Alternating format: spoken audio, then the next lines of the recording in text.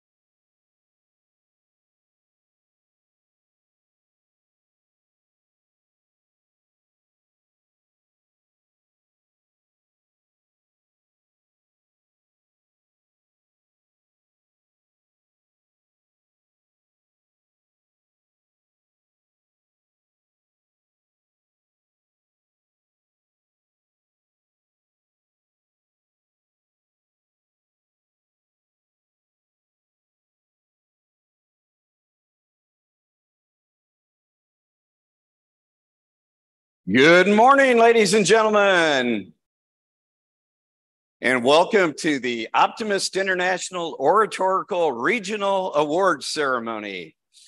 So let's have a round of applause.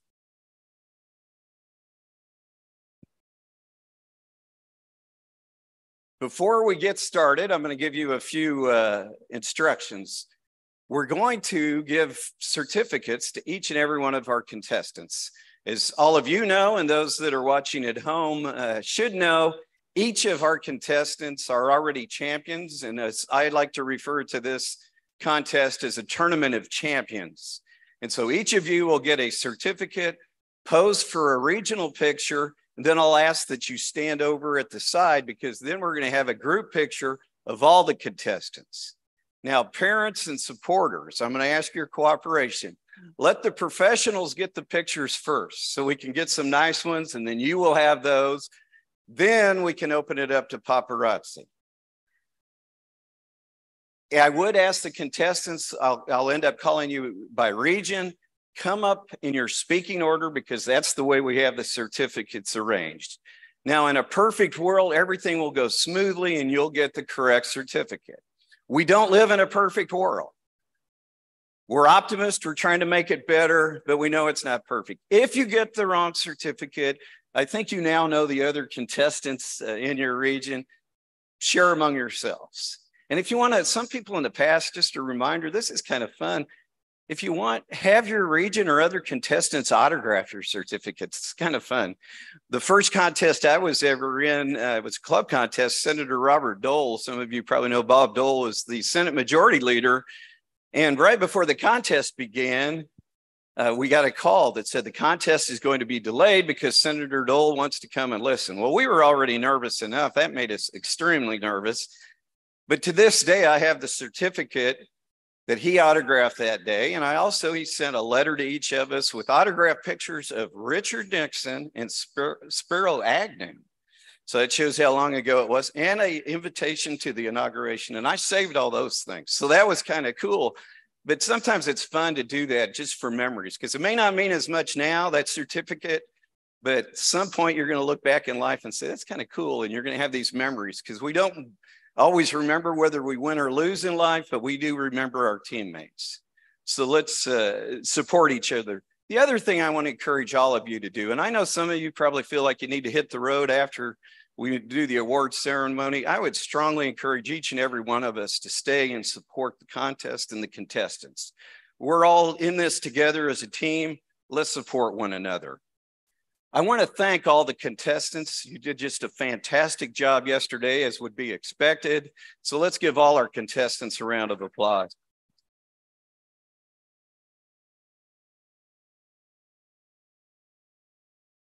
I want to thank all the parents, the brothers and sisters, the grandparents, the aunts, the uncles, the neighbors. Let's give all of them a round of applause.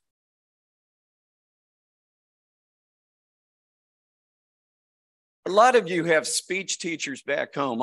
Several of you mentioned even in your speeches that the way that you heard about this contest is through your speech teachers, your coaches. So let's give all of them a round of applause.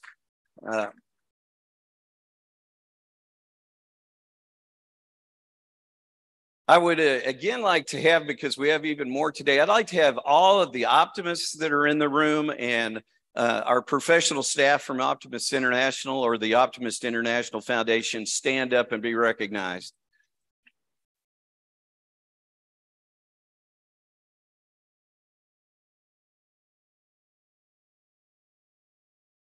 As you heard me say on Friday night, this contest was started in 1928.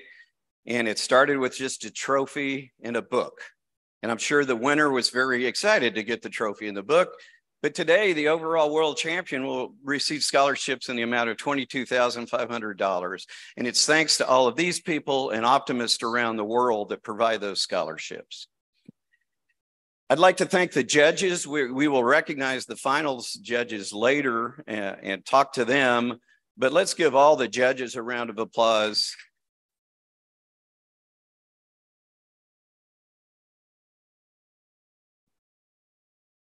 And now I'd invite our executive director, if she would come forward, and she will help hand out the certificates. Again, I'm going to call you up by your regents. So if you'll line up in speaking order, she will give you your certificates and then pose for a picture and then just hang out over here so we can get a group picture. That's always a lot of fun.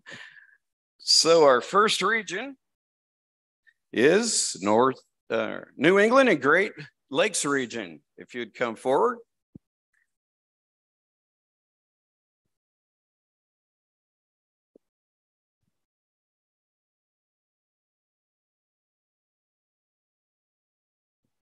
Do you remember your speaking order?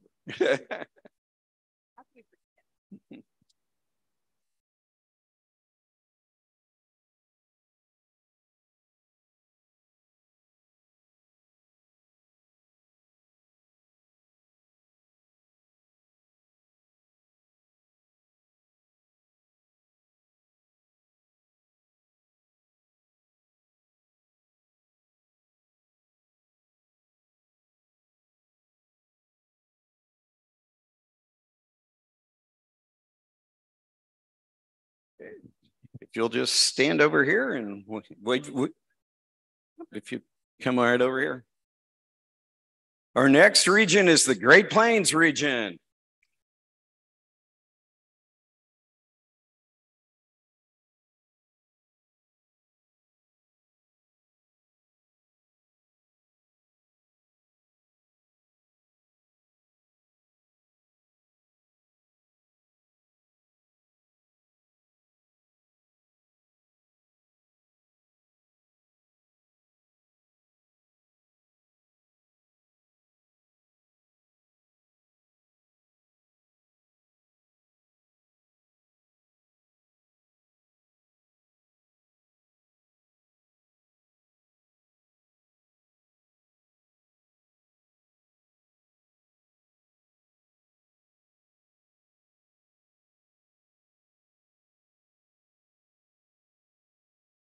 Our next region is Mid-Atlantic.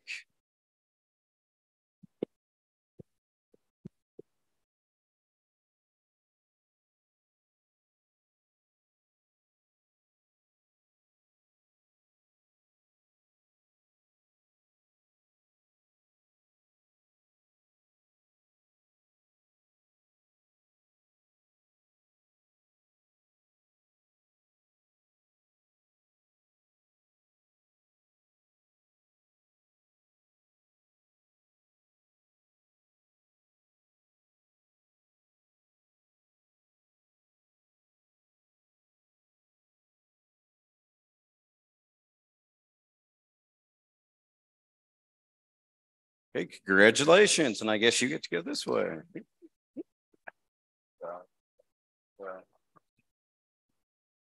Our next region is the Southeast region.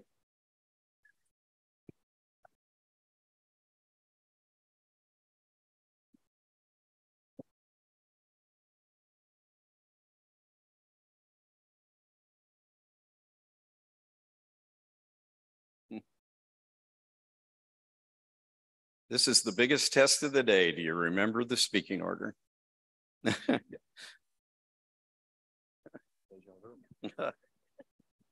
here you go. Thank you so much. Congratulations, Mark. Congratulations. Noah. Congratulations. Congratulations. Taylor. Congratulations.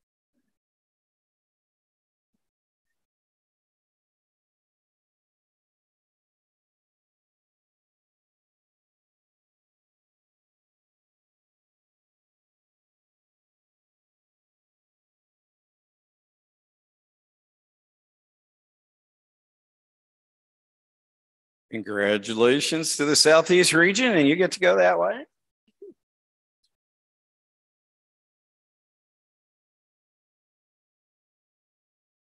Our next region is the Southwest region.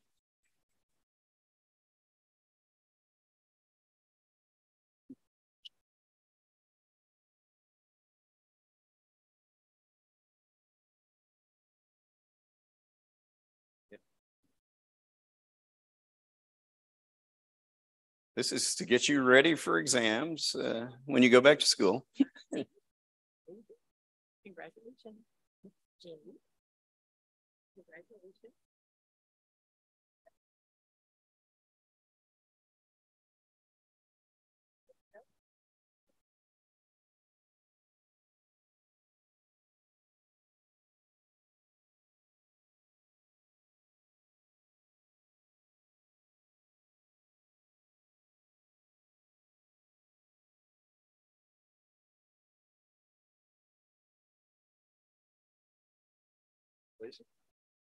Congratulations to the Southwest region. Our next region is the Middle American region.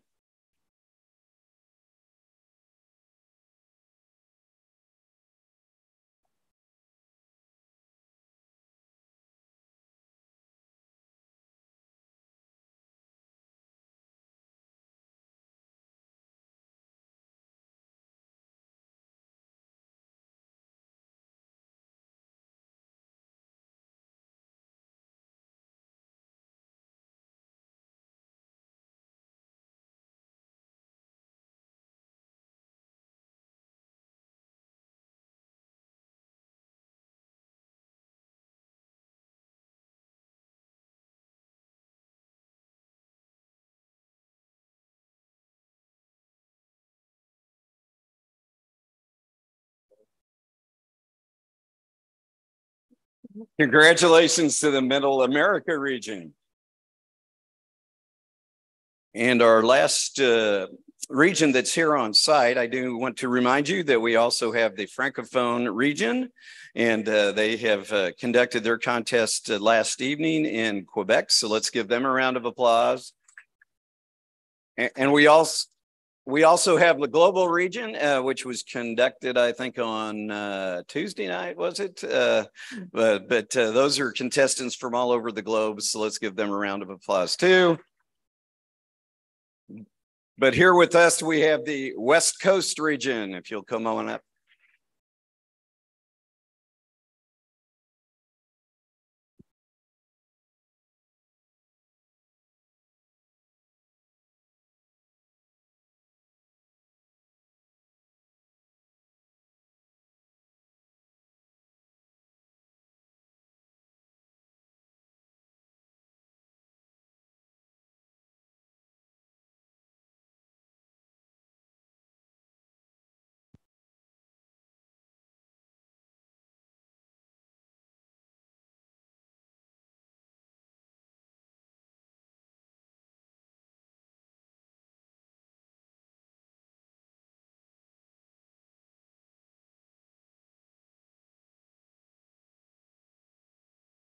West Coast region, congratulations.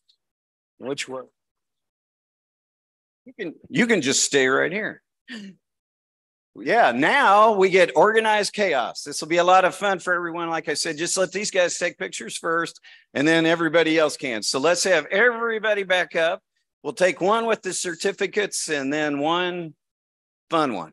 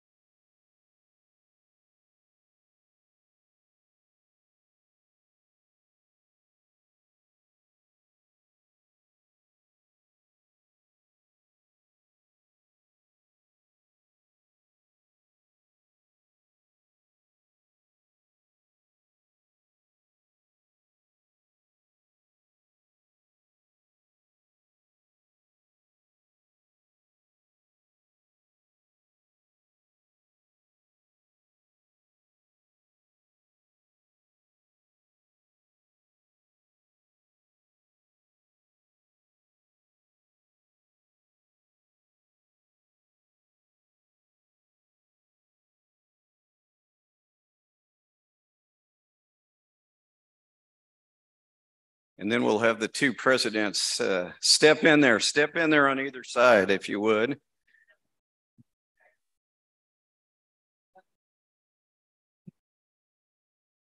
This is like Thanksgiving at my house. Great.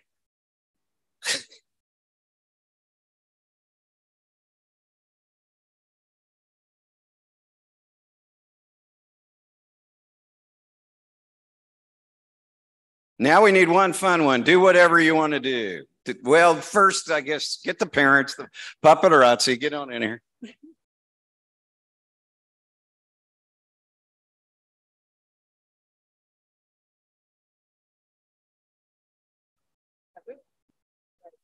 We need a picture of the paparazzi. Yeah, this is. Yeah.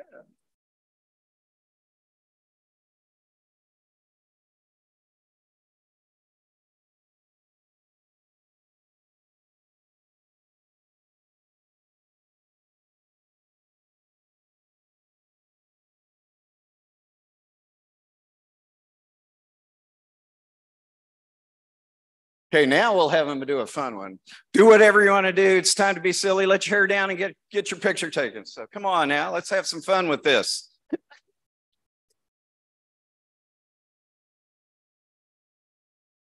Oh, I'm so excited.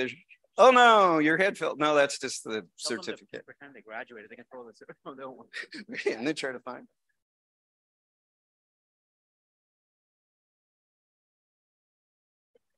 Okay, well, you can take your seats now. Let's give all our contestants a big round of applause. Great job, great job. Great job.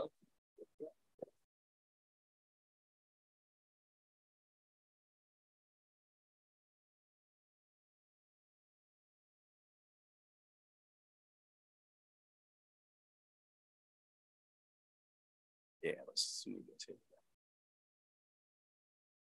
Now, how many of you would like to know the results of yesterday's competition?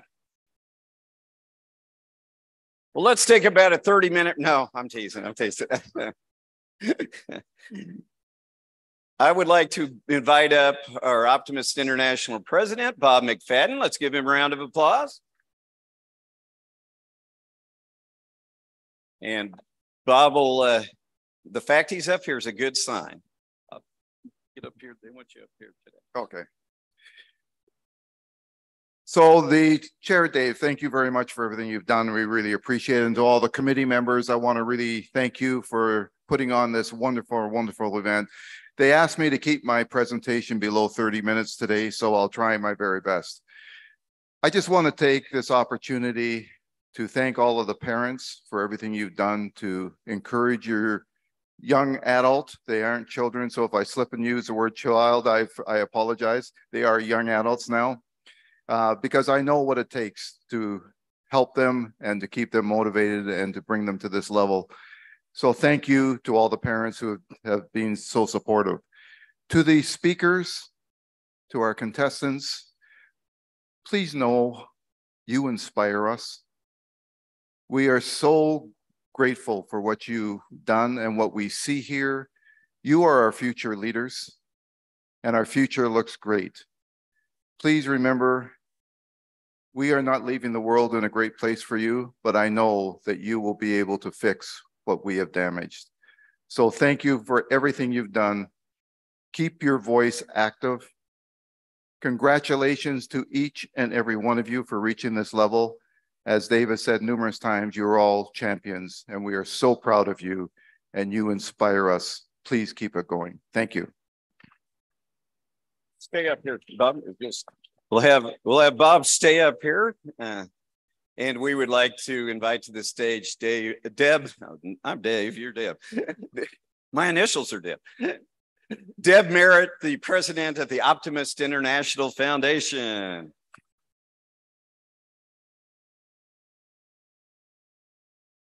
Good morning, everyone. I will reiterate everything that Bob McFadden said, except for I need to add one word about the speakers. Wow. I cannot say how impressed I was yesterday on all of your presentations. You were all phenomenal. I am just so glad I did not have to judge this contest. Could not have done it. I would also like to thank everyone here, especially the members of my Optimist family.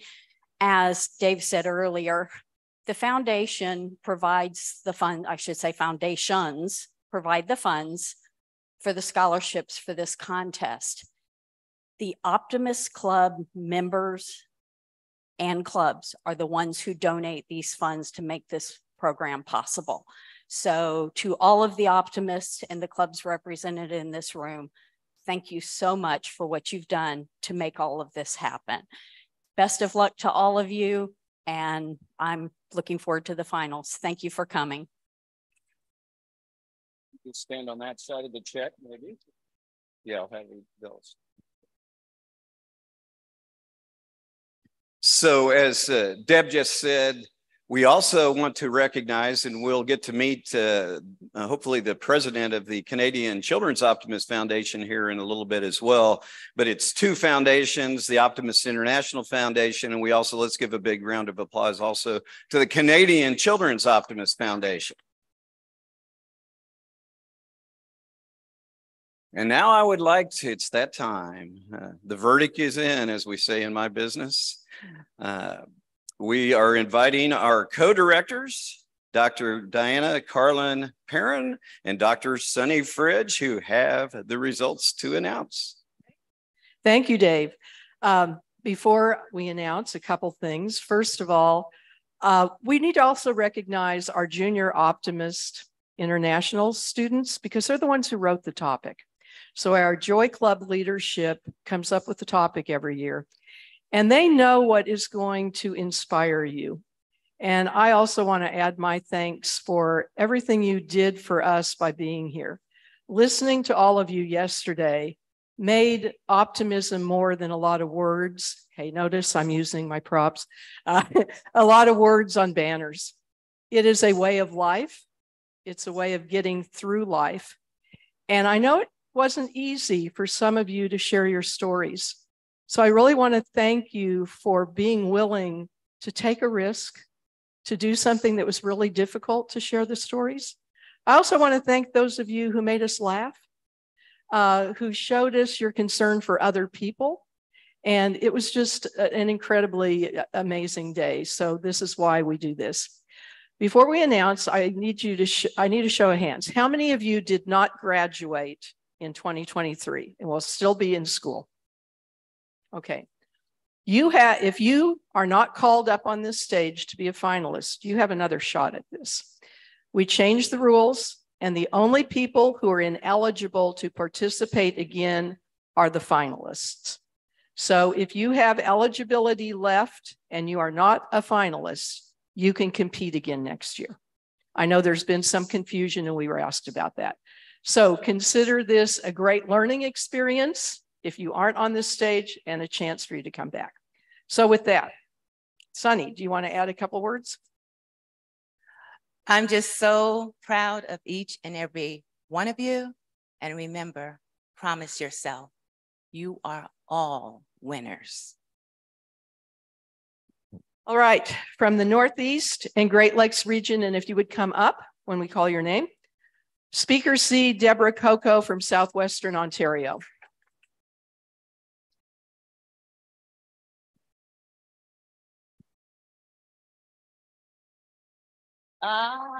Good job. And I got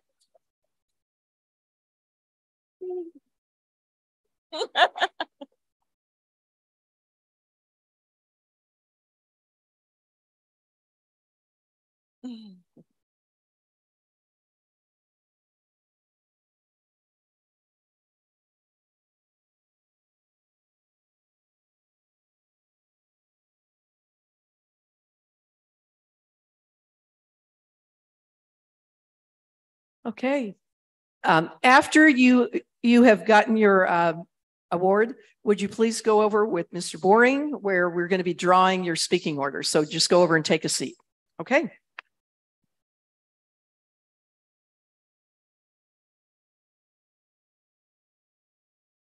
Great Plains region. Speaker D, Lily Breyer from Southern Wisconsin. Congratulations.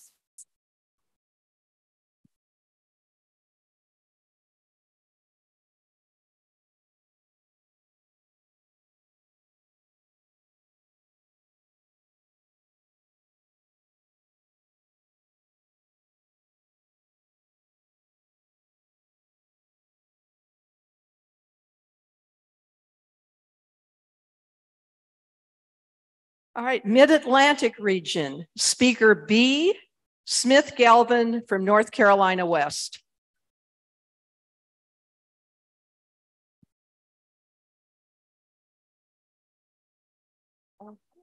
Oopsie.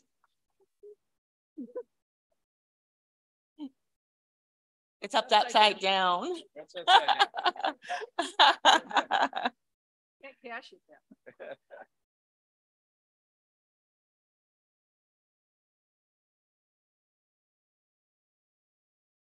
Over to the side.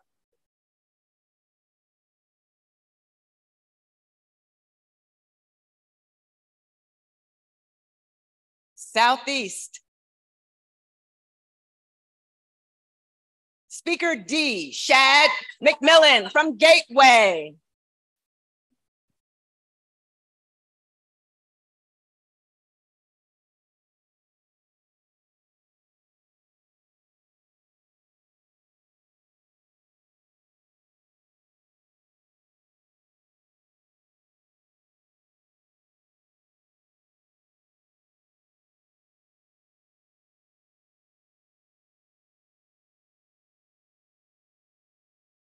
Right, Southwest, Speaker E, Mary Lou Cavanna from North Texas.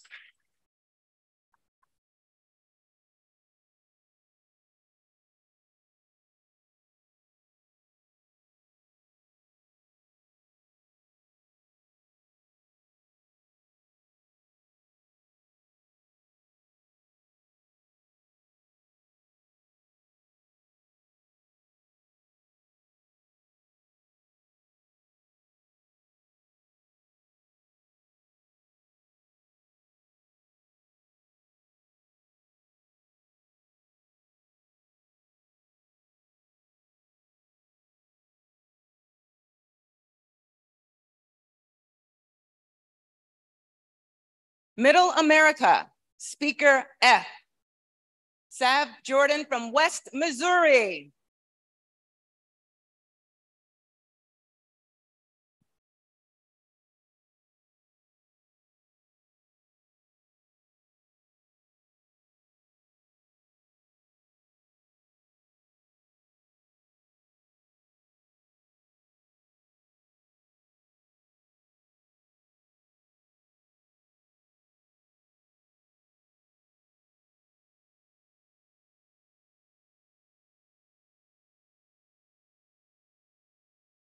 And our last round from yesterday, West Coast, Speaker C, Ty Whitman from Pacific Southeast. When you want to do that. All righty.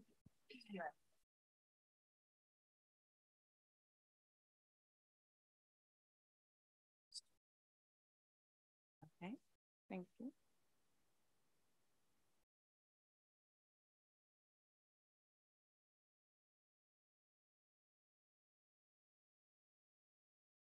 The last two winners will be coming in remotely, virtually. Optimiste Francophone Canadians, let's give a warm applause to Sarah Claude Samard.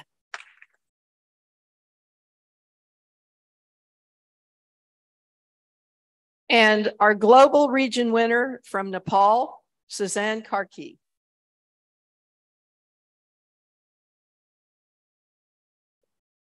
All right, we will get the names drawn. We'll get your order drawn and we will begin this final round as soon as that is done. Okay. All right. Okay.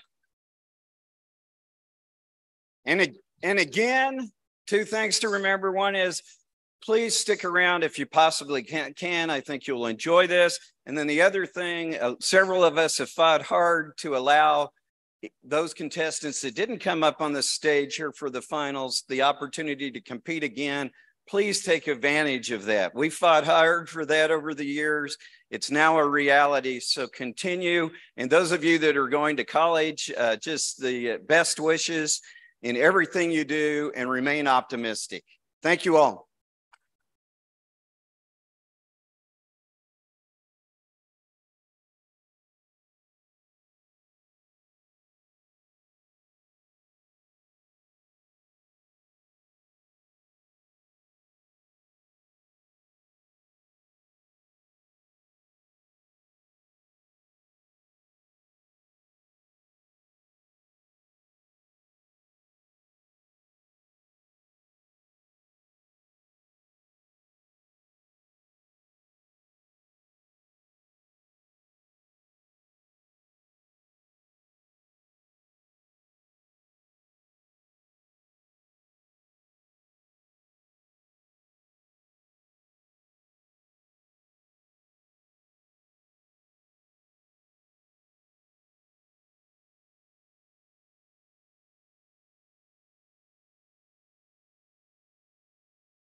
So we're going to take about 10 minutes. They're drawing for speaker order. And if somebody needs a parking pass and hasn't got one yet, we're getting some more of those. So just hang on.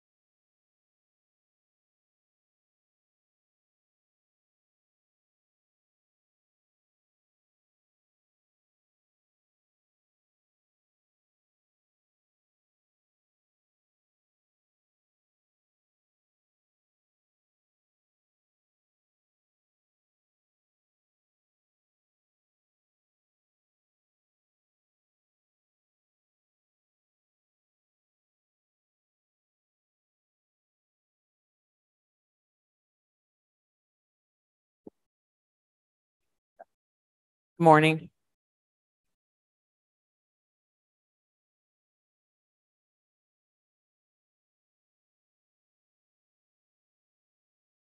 Good morning. It's good. Good morning.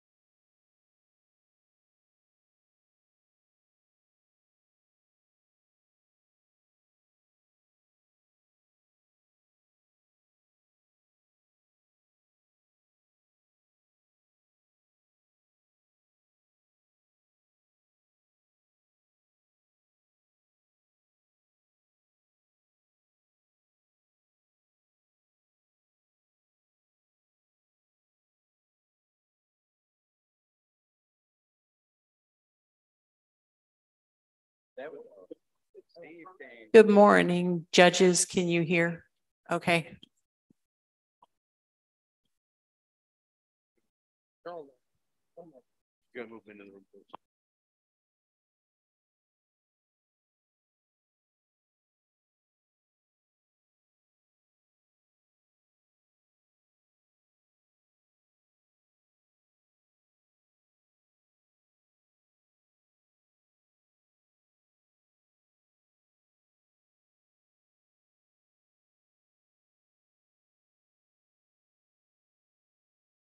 Good morning, judges. Can you hear the auditorium?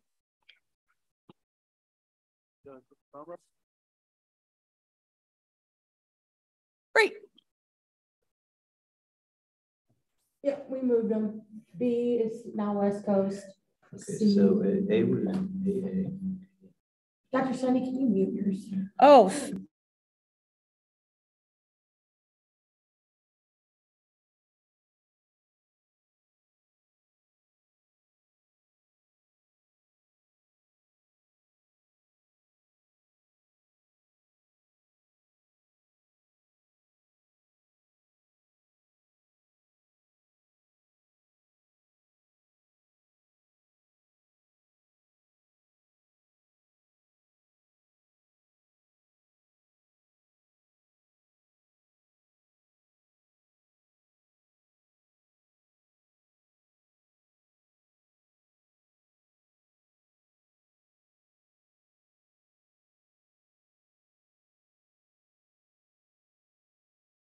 Judge 1, do you have a question?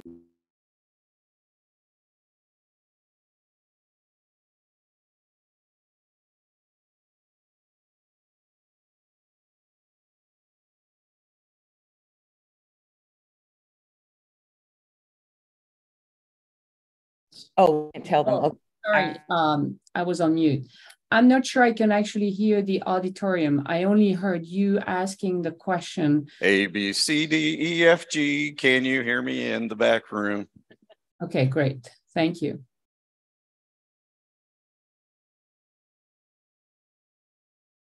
Yes, we can hear you in the back room. Yeah. Thank you. Don't use the chat, please.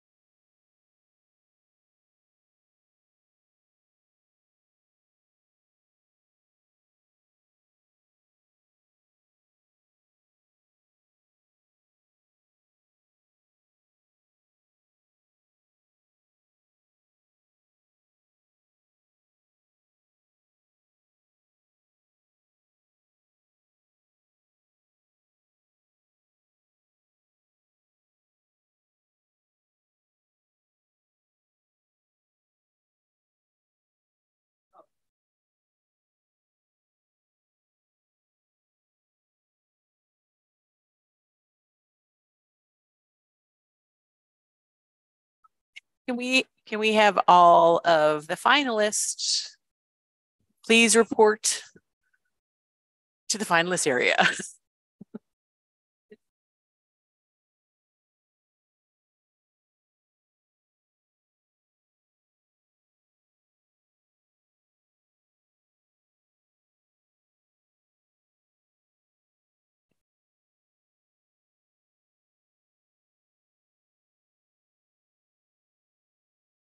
You know, test ABC. ABC, can everyone hear me? Everyone can hear me?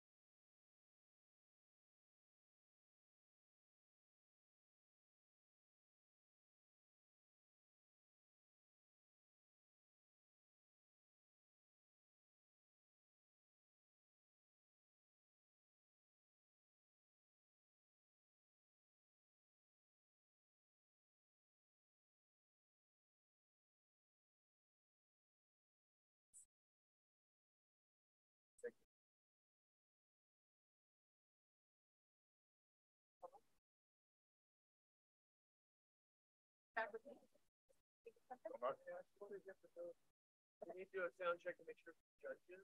I already did that. Oh, they're asking again? Yeah, well, they did. Let's do this. Can you just say, judges, can you hear us? Judges, can you hear us?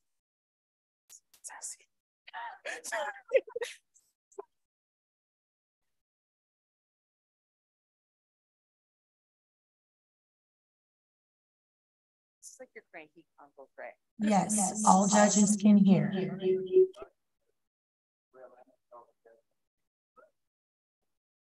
So if everyone would take their seats, and Sergeant at Arms, if you would watch the doors, we'll get started here.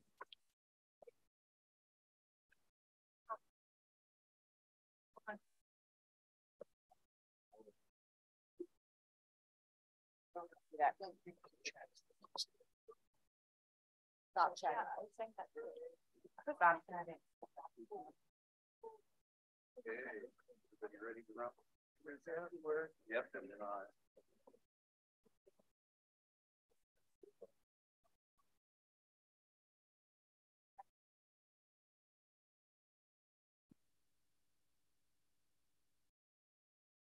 Well, good morning. Welcome to the 2023 Optimist International Oratorical World Championship.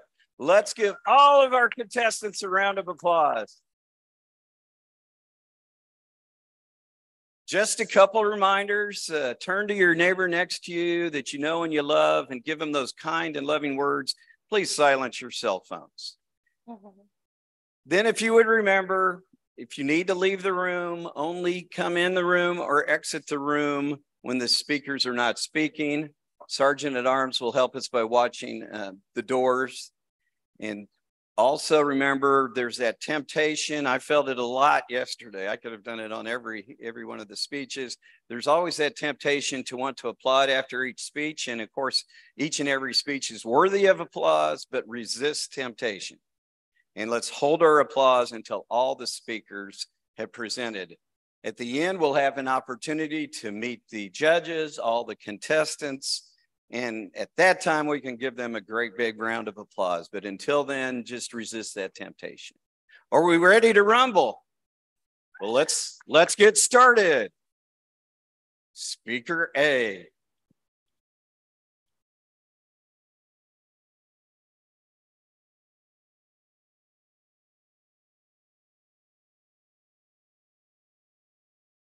Discovering the optimism within me.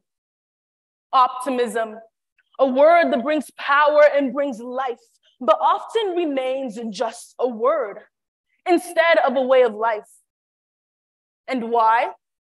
Well, we tend to equate optimism with a dream. We think of it as a blind belief in the positive and an abandonment of the imminent. But no, optimism has 20/20 vision. It sees those flaws, it knows those challenges, but it chooses to stay because it knows that that optimism, despite everything, is the only way to become what it's supposed to become. And echoed in the words of Leo Tolstoy, everybody wants to change the world, but nobody is willing to change themselves. But truly, how will we find optimism in a broken world if we cannot find it in these broken people? And in accordance with the words of Harry S. Truman, a pessimist is one who makes difficulties of their opportunities, but an optimist is one who makes opportunities of their difficulties. But unfortunately, in a world with the don't hope too much mentality, we tend to resonate more with the pessimist than we do the optimist. This was a dilemma that a man named Gideon in the Bible faced. You see, Gideon was called to save his people from an enemy army. And when doing so, he was referred to as mighty warrior. But rather than being encouraged at such a remark, Gideon shrunk within himself because he could not comprehend the words mighty and warrior next to his name. He had gone so far in his belief that he viewed his own identity as his greatest weakness. But long story short, Gideon was victorious because in the end, he discovered that he was far more than what his own mind had told him. And now, you might not know the story or believe in the Bible, but believe in the message of hope, the message of an ordinary and overlooked man finding his optimism and becoming an extraordinary leader. And even today, such a story parallels. No leader can thread mountains without confidence. No parent can raise a family without faith in that family's future. No teenager can begin to survive adolescence without an inner self-worth. And in realizing this, I started to ask myself, can I discover the optimism within me? I'm just a teenager. Well, some time ago, I had to learn how to. You see, 5 years ago, my mom started experiencing pain in her upper body. And then pain became visits to the chiropractor. And then it came to a point where easy movements was a literal struggle. And I was very young. I had to take on more household responsibilities and endure seeing my own mom in pain for nearly a year. And if I'm being honest, it took a lot more than just positive affirmations to get through that time. It took an optimism I honestly didn't even know I carried. Like Gideon, I needed to find the positive in a situation that was anything but. And I did. And my optimism not only empowered me, but it radiated onto my mom, and she too started believing she would get better. And today, she can walk, she can run, she can move comfortably because of my optimism. So ladies and gentlemen, I urge you to stop merely wishing and start hoping. Nobody said there won't be times where you'll honestly just want to walk away. But we must learn to prove the voices that put us down wrong and live in a world where the pessimist keeps moving forward, where the afraid know that even though they are crawling, at least they are still moving. And where we discover the optimism in this broken world by finding it within our broken selves first. Thank you.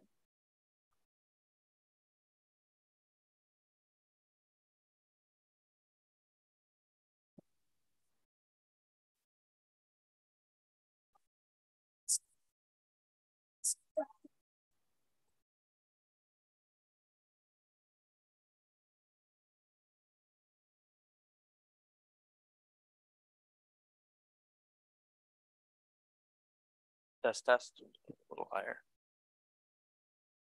Test, test.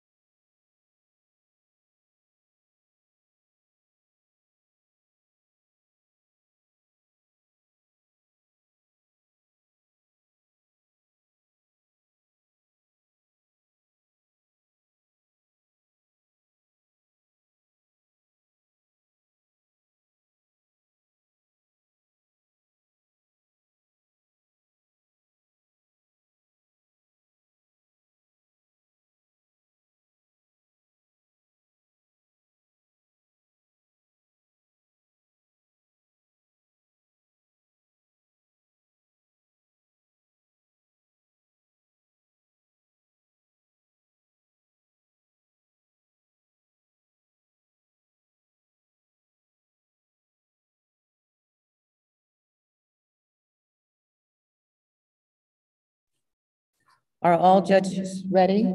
Judge 4.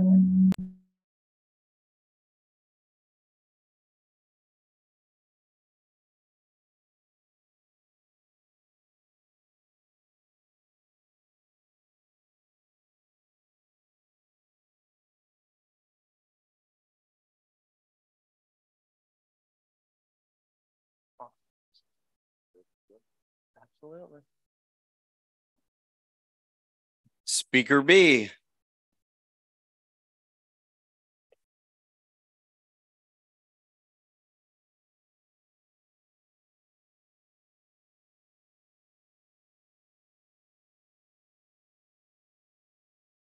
Discovering the optimism within me. Truly a daunting task. As the world grows colder, its helpless subjects become bitter and resentful towards the simple fact of existence. Several weeks ago, my closest friend comes to me in private and tells me he thinks he has what's called passive suicidal ideation. Now, my friend is not suicidal in the manner that he wants to actively end his life. However, he simply wouldn't mind if something else did it for him. Words could not describe how I felt in this moment. Because although I love this kid like a brother, I'd be lying if I said I hadn't felt this feeling before. In a world swirling with anger, hatred, and uncertainty, it's all too easy to find your head sinking below the water, which to me is subsequent proof that optimism shouldn't, nay, can't be found within the world, because the world is a variable you cannot control. Optimism must be founded, discovered, and fostered within the one variable you can, yourself. And within myself, I follow 2 rules every single day that help me discover optimism. Rule 1, don't worry about what you can't control. And rule 2, never complain. Let's get into it. Many Stoic philosophers, religious teachers, and disciplined monks all agree on the simple premise, don't worry about what you can't control. I personally follow the works of Aristotle, Epictetus, Hippocrates, many great Stoic philosophers. And the mindset that they all have in common is the simple idea of the power of the mind. Now, for lack of better words, it's simply the notion that your outcome, outlook, and output on the world is all determined up here before it's determined out there. A very true statement, but also a very scary one. Because worry has a special ability on our mind. It has the ability to allow fear, anxiety, and depression to take real estate within our minds. And with such a powerful tool harbored by such negative emotions, it can feel impossible to discover optimism. What I say to this, let it go. Vacate that real estate. Let go of the needless worry. Because if you aren't worrying for the future, you can have hope for the future. And isn't that what optimism really is? Hope for the future? Just don't worry. Let it go. For my second rule, it's going to sound a little hypocritical, but please stay with me here. Never complain. I know. We all do it. You guys do it. I do it. I promise I'm not a saint. I'm not trying to be. But I hate complaining. I hate it because the second a complaint leaves your mouth, you've taken for granted everything that has allowed you to complain. Let me give some examples. I have too much homework. No, you get to have an education. Ooh, I'm cold. Well, you still have all your fingers and toes because it's not cold enough to freeze them off. You see, the second a complaint leaves your mouth, you have insulted anyone who has it worse. And in this first world country, trust me, someone has it worse. The reason it truly irks me, though, is because every single day I see someone walking the street complaining and having their bad day today. But I know their bad day is coming. This isn't going to sound very optimistic, but it's truly realistic. Everybody has a bad day coming. Whether it be a loved one, family member, man, even a pet. Someone in your life will die, and you will truly have a bad day. But I have the ability to keep that in mind and know my bad day is coming, so I can rest assured that today is not it. Which why it makes me so mad when people are wasting their good days complaining when they have a bad day coming. So with these 2 super simple rules of not worrying about the future and having hope for the future and not complaining, keeping in mind that your bad day is coming and resting assured that today is not it, anyone can discover optimism. Thank you.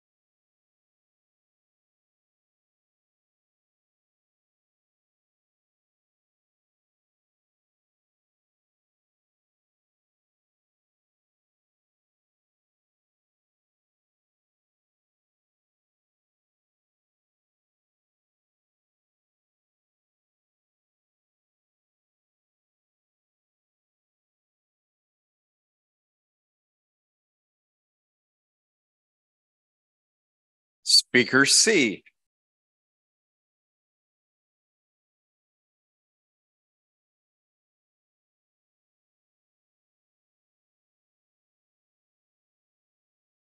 Today, I'll be sharing my personal journey on the topic discovering the optimism within me. When balancing the massive changes of entering high school with the uncertainty of the COVID-19 pandemic, the negativity began to outweigh the optimism within me. I know this may come as a surprise as you see me standing here today, but at that time, I was diagnosed with severe anxiety. Now, as a business club leader and theater kid, I have often been told I do not look like someone who has anxiety. But that's the thing about anxiety or depression. Anyone can suffer from it, regardless of what they look like on the outside. The first time I had a panic attack, I was watching a movie with my family where the main character passed away. Vividly, I can recall the feeling of my stomach clenching, face overheating, hyperventilating, choking on tears. Later, I found out that one of the primary triggers of my anxiety was chronophobia, a fear of the passage of time. I was absolutely terrified of the lack of control I had over my loved one's passing and the uncertainty of life after death. After losing multiple family members in a short period of time, I was afraid of losing more. I was so worried and focused on things outside of my control that I couldn't see the joy in front of me. At my worst, I was having a minimum of 1 panic attack per week. From there, I began my long and difficult journey with anxiety and therapy. It definitely was not an instant change, but with the support of my family, friends, and teammates, I was able to discover the optimism within me. So how did I do it? My journey began with one word: potential. I realized that regardless of how much time we have, we all have the potential to grow into who we want to be. Each day, we can make a positive difference in the lives of those around us because we can choose to take action. Nothing is set in stone. Even if the worst thing you can imagine happens today, time doesn't stop and tomorrow is a new beginning. That used to terrify me, but now I use it as fuel to make the most of the time I do have. My optimism progressed and continues to grow through my service work.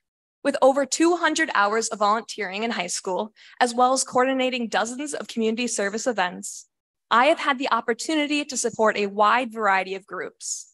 These vary from community events to nonprofit fundraisers to school activities. Witnessing each group come together to achieve a common goal inspires me to be a part of that positive difference. One group that has impacted me is the Mackenzie Family Boys and Girls Club.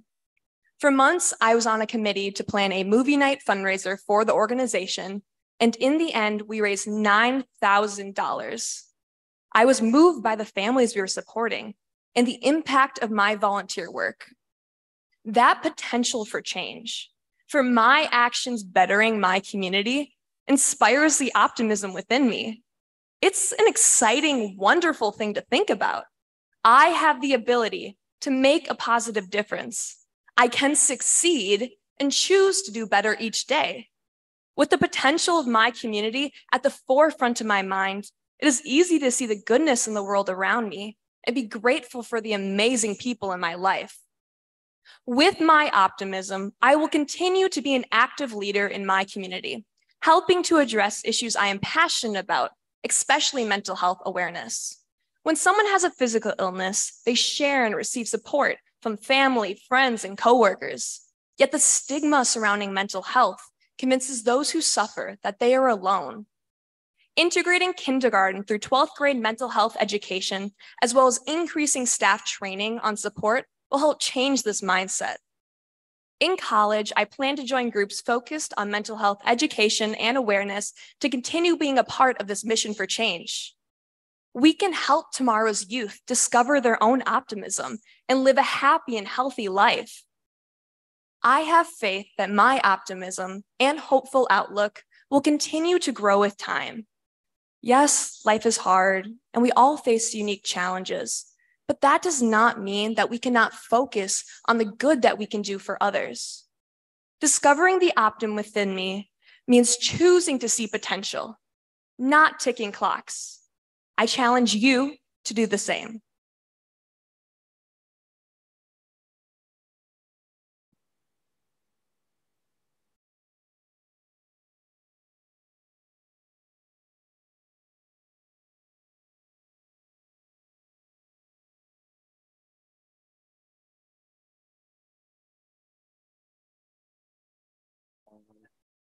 Testing, testing, testing. 1, 2, 3. I'm about to give a speech. All right, I think it's good. Yeah.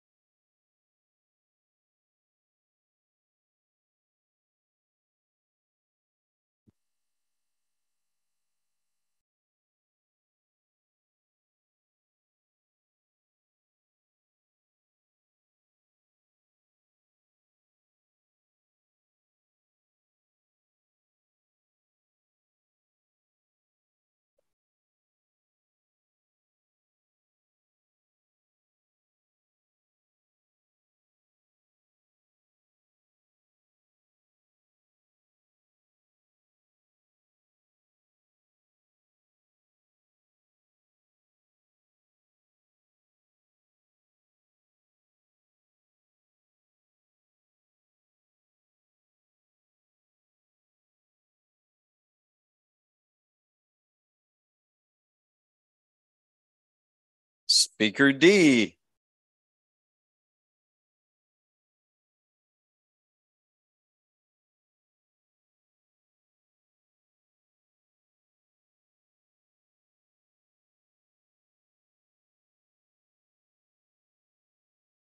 I don't remember discovering the optimism within me. From a very young age, I've held an instinctive connection with optimism. I mean, it's hard to discover something that's really always been there. It's almost as if it were a seed planted within me, growing and developing as I've done the same. Its presence has given birth to many joys and comforts in my life, nourishing my innocent youth.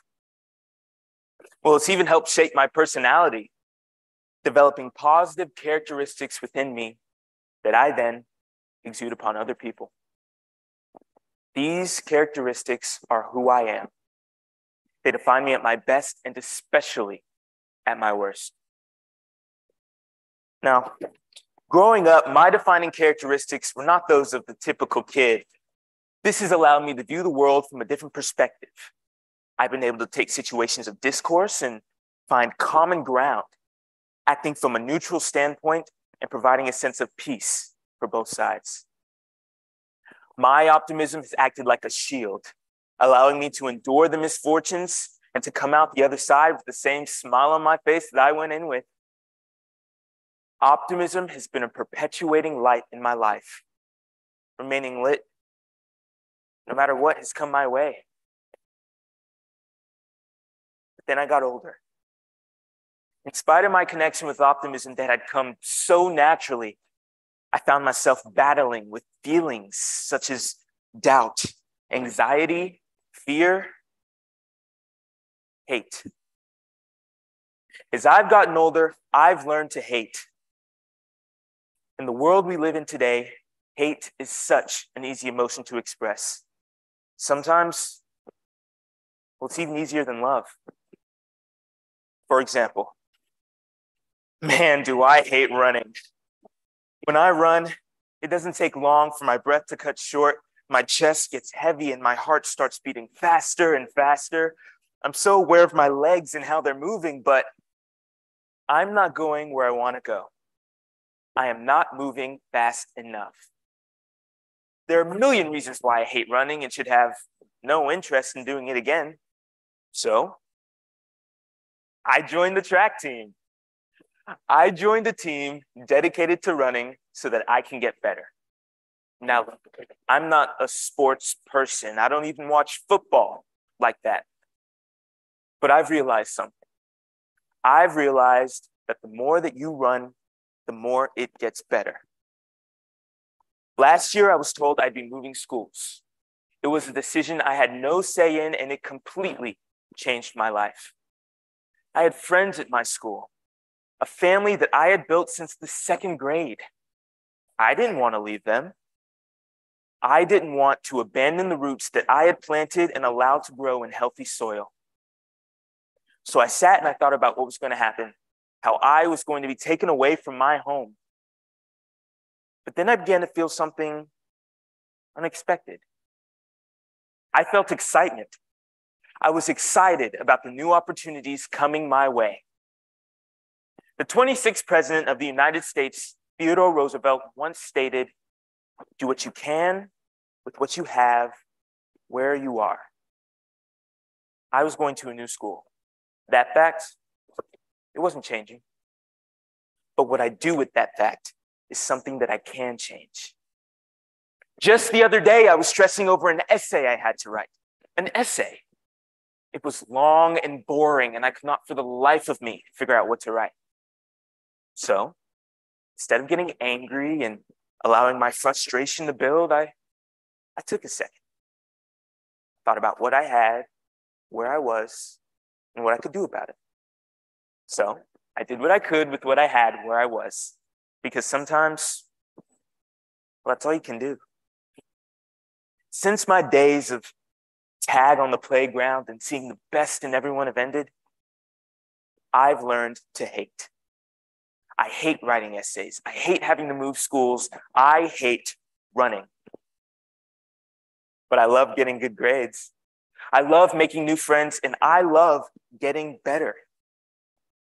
What I've discovered about the optimism within me isn't that it's something that needs to be found or learned. It is simply a choice that you make. Thank you.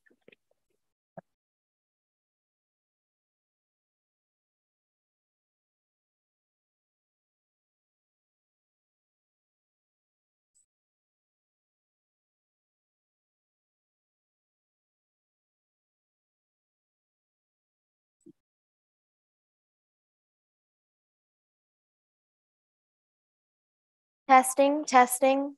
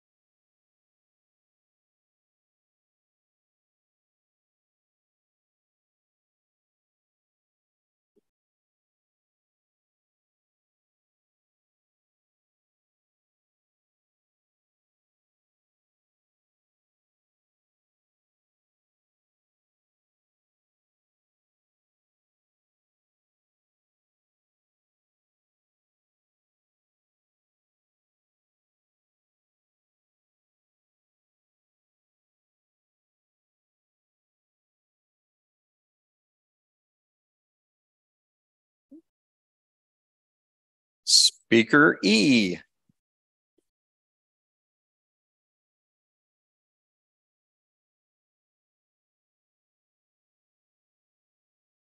Discovering the optimism within me. How much money do you think America spends on end-of-life healthcare each year? 10 million? 10 billion? No, $365 billion each year. You could buy all the Chick-fil-A's in the world, not once, but 135 times with that much money. In the medical world, 25% of all healthcare spending happens in the last year of people's lives. Now, why is that? Why spend so much money right before the inevitable?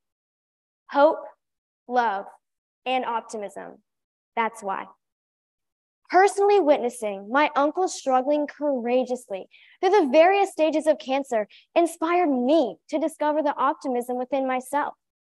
I will be looking at optimism through the lens of the 3 steps of his medical journey: diagnosis, treatment, and cure. In May of 2022, my uncle's life was flipped upside down. He was diagnosed with stomach cancer. At first, I was shocked because I just couldn't imagine him with cancer. He always made up the most interesting games and took me on hikes and adventures. He's an amazing teacher who blesses many people's lives with his humor, knowledge, and passion. Those are definitely not things I associate with cancer. Hard things are easy for us to deny because we simply don't like them. Like when you for sure failed a test. So you just don't check PowerSchool, because if you don't check PowerSchool, who's to say it even happened? The diagnosing stage of our problems requires an honest and positive look at what our futures will hold, even with its hardships. As you move into the next stage, it's important to keep the positives in mind, because at the time of diagnosis, you don't know what the whole situation is. So you have to step back and look at your future in a relaxed way. My uncle started his treatment plan of doing chemo over the summer in the hopes of destroying his cancer before school started back. Having cancer is like having millions of microscopic people in your body raging a battle to the death against your organs. But even in those hard hours, he was fighting it so strongly.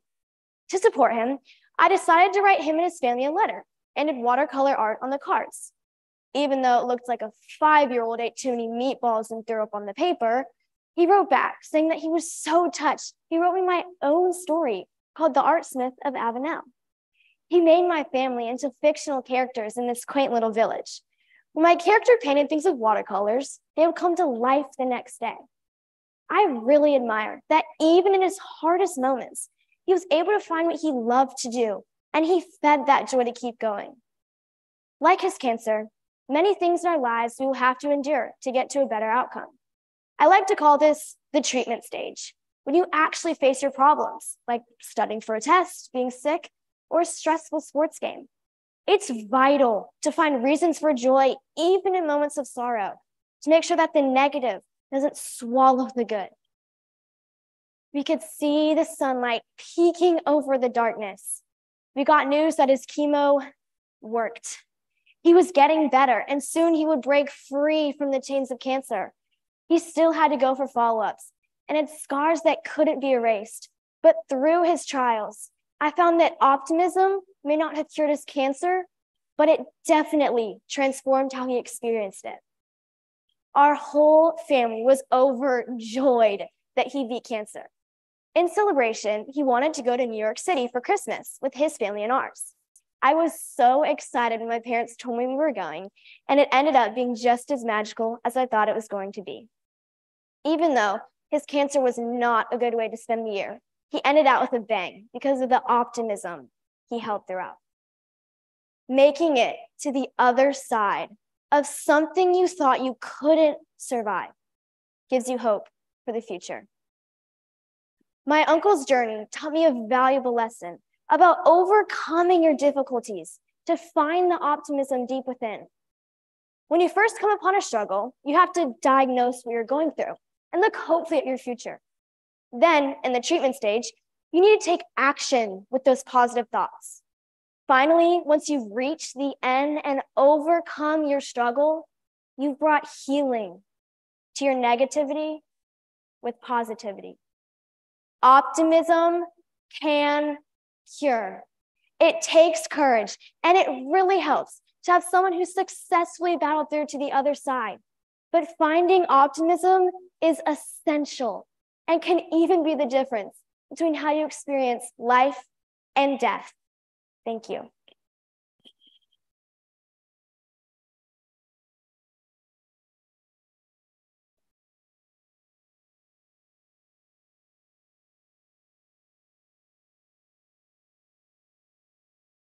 Testing, testing. Can you all hear me?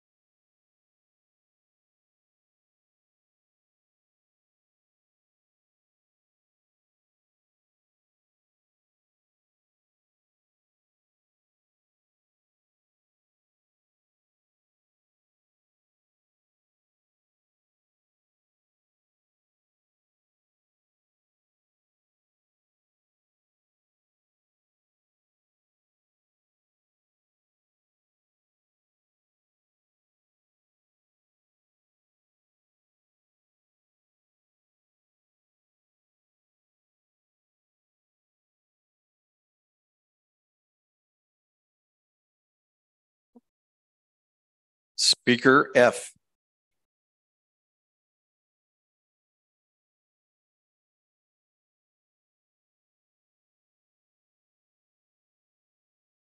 Discovering the optimism within me. Picture this. You're a preschooler sitting down to watch Barney, and your 5 older brothers, who are old enough to know better, they stop you and they say, "Why are you watching Barney when you could be watching the iconic big screen adaptation of J.R.R. Tolkien's Lord of the Rings, a PG-13 movie with orcs and stabbing that's totally suitable for you, a 4-year-old. Now, fast forward 10 years, and you're still watching Lord of the Rings. And for the 13th time, you hear Sam Gamgee say that there's some good in this world, Mr. Frodo, and it's worth fighting for. And for the first time, you really believe it. Or you're listening to your dad tell stories from his childhood in the Philippines, dirt poor with 9 siblings and a dog in a 2-bedroom apartment, and you think if he can overcome that, I can get through my chemistry class. Or you're just reading a good book, and that good book puts things in perspective and makes you realize that your life is actually pretty good. That's my story. And isn't that fascinating? The stories we take in become our own. Today, I'll be talking about how we should focus on the good stories. Why?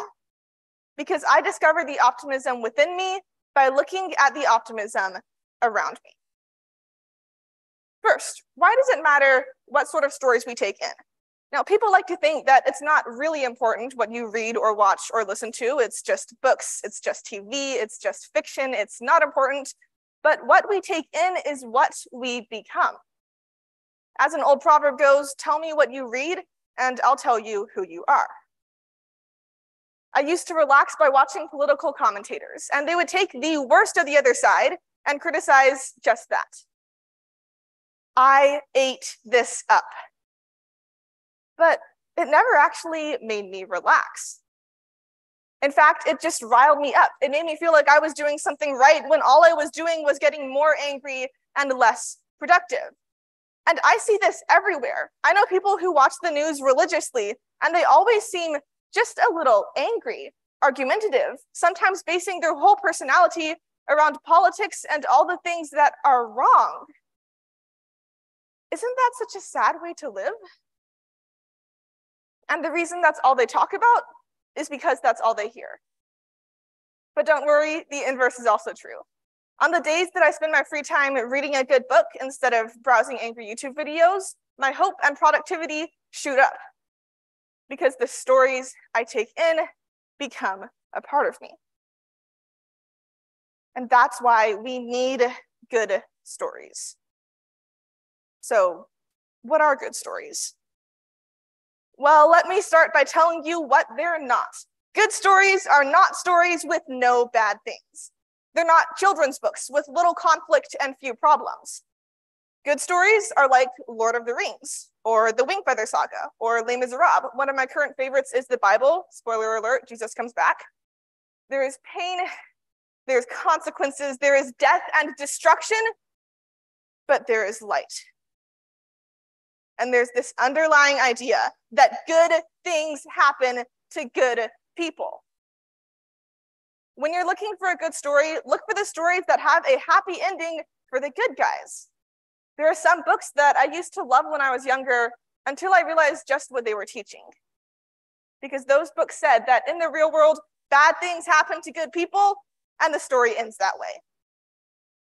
Now, it's true that bad things happen to good people, but that's not how the story ends.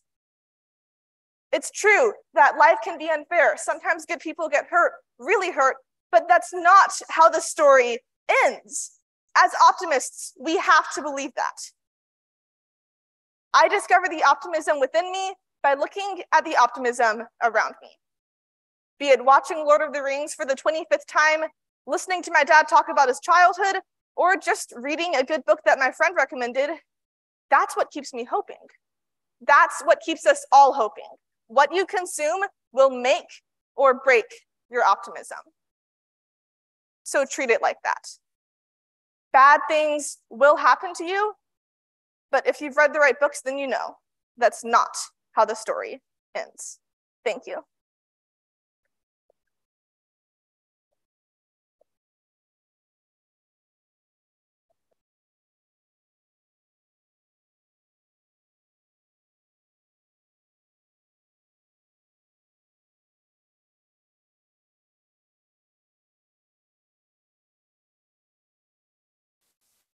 Testing.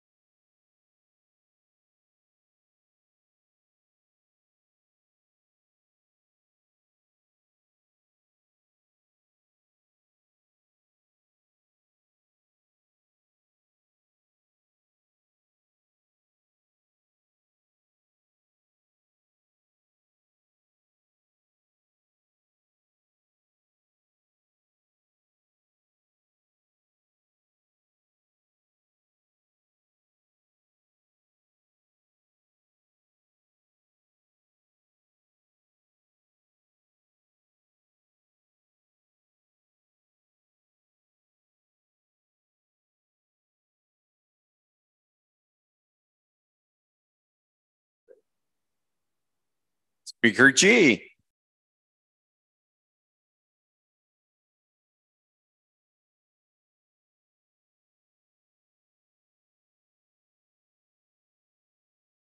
When I heard the topic, discovering the optimism within me, I stopped and thought, I'm a pessimist.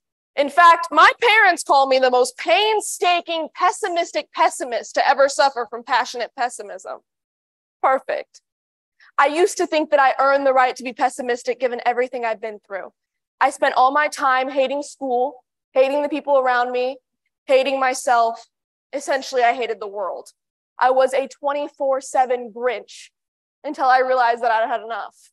While I wish it hadn't taken me 16 years to understand that pessimism wasn't helping my problems, I'm glad I eventually did. Let me tell you that discovering the optimism in a person who has a heart 2 sizes too small is no easy feat, but hey, the first step to change is admitting you have a problem, right? So let's go through my 3-step plan to overcoming my grinchiness and becoming the most powerful optimist the world has ever seen. And maybe you'll learn a thing or two along the way. First, we'll travel down from our house in the mountains, head down to Whoville, and find out what makes me want to be a pessimist. Now, I'm not going to stand up here and give you a list of all the bad things that have happened to me because, frankly, that has nothing to do with the point I'm trying to make. But according to Psychology Today, pessimism develops as a way to cope with bad external forces like abuse, injuries, bad breakups, etc. So essentially, those bad things that I'm not going to mention could be the reason I look at the world like it's a rotting apple. But the Berkeley Wellbeing Institute states that pessimism could also be genetic. So maybe I have my mother to blame for this glass half empty and evaporating as we speak mindset. But if we think about it, wouldn't blaming other things that I have no control over still be pessimistic? At the end of the day, I have no one to blame but myself. So how do I fix that? In order to find my inner optimist, next we need to meet up with Cindy Lou Who and see how I can be more optimistic in my daily life. According to teenhealth.org, to be optimistic, you need to practice 6 things. So now is the time for something I like to call the anti-pessimism speed run. Notice good things as they happen. I'm doing pretty good with this speech. Train your mind to believe you can make good things happen. I can keep doing good with this speech. Don't blame yourself when things go wrong. It's not my fault if I forget the next sentence. When good things happen, give yourself credit. I remembered this sentence. Go me. Remind yourself that setbacks are temporary, just like my pessimism. Notice how people talk about themselves. I think I'll try that one later. I'm feeling more optimistic already. The world is perfect and absolutely nothing can go wrong. I think this is the part in the speech where things go wrong. Okay, so maybe wrong isn't the right word, but this is the part in the speech where things get serious. Because my 3rd step to optimism requires my heart to grow. And to do that, I need to face the truth. We've had fun so far, but let's get down to business. I've learned that constant pessimism isn't the solution to my problems, but neither is mindless optimism. Ron Siegel, assistant professor of psychology at Harvard Medical School, states that positive psychology is not about denying the difficult emotions. It's about opening to what is happening here and now and cultivating and savoring the good in your life. If you say that you are always optimistic, you're one of 2 things: a liar or just as bad as a pessimist. Mindless optimism can lead to just as many problems as mindless pessimism. It's important to address both the good and the bad in the world in order to stay true to yourself. Blue Horizon Counseling refers to mindless optimism as toxic positivity. Toxic positivity dismisses the reality of a situation. It can fail to value the diversity of human experience, the use of mindless platitudes like, don't worry, it'll work out, or everything will be fine. Optimism doesn't just mean we ignore the bad. We have to be willing to see it and accept it. You are not a pessimist for seeing that you're struggling because, frankly, it's okay to not be okay. It's okay to feel like the world is closing in on you because that's not what makes you a pessimist. How you deal with those emotions is what decides that. Instead of sitting in bed all day wallowing in self-pity, optimism is acknowledging that maybe not all problems can be fixed with a simple, everything will work out. Optimism is reaching out to your friends and family for help, giving yourself some affirmations, or doing something you love. Optimism is seeing the bad, accepting it, and working through it. So maybe my statement at the beginning of the speech was wrong. I'm not a pessimist. I'm not the most powerful optimist the world has ever seen, but I don't have a heart 2 sizes too small, and I can see the good in the world. I see the good in the people who I pass in the hallway during school. I see the good in my friends who might be struggling. I see the good in you, and I see the good in me. But most importantly, I see the good in the Grinch at the top of the mountain who maybe just hasn't found the optimism within himself yet.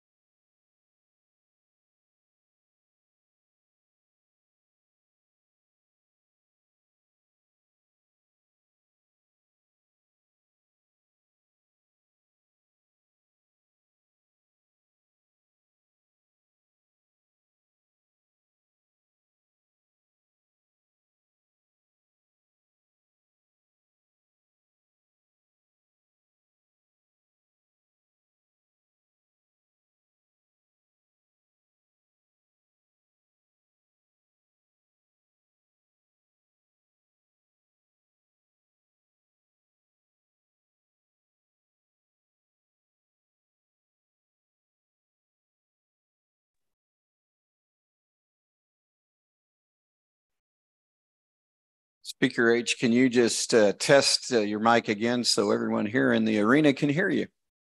1, 2, test. 1, 2, 3, test. We cannot hear you here. You cannot hear me, so I will try. Okay, you should hear me now. Is it okay? We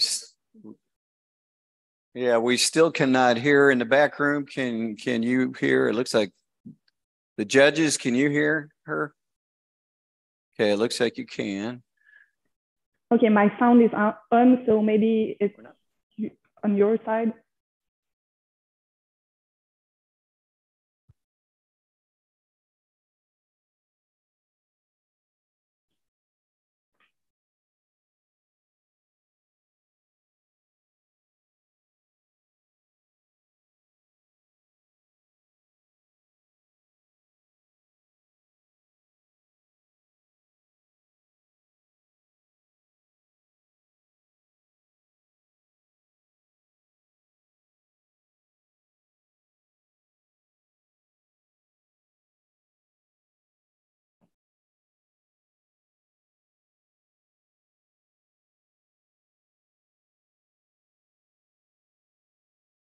Could you say something else again? We're still trying to work on the sound here on our end.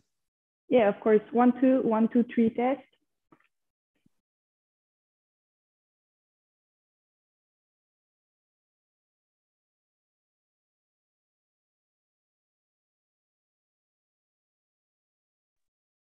The timekeeper, everyone on Zoom, and the judges can hear her.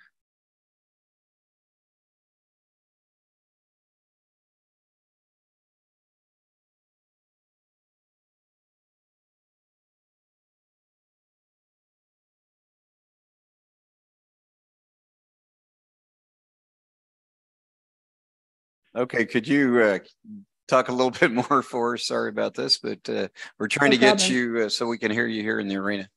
1, 2, 1, 2, 3 test. 1, 2, 1, 2, 3 test.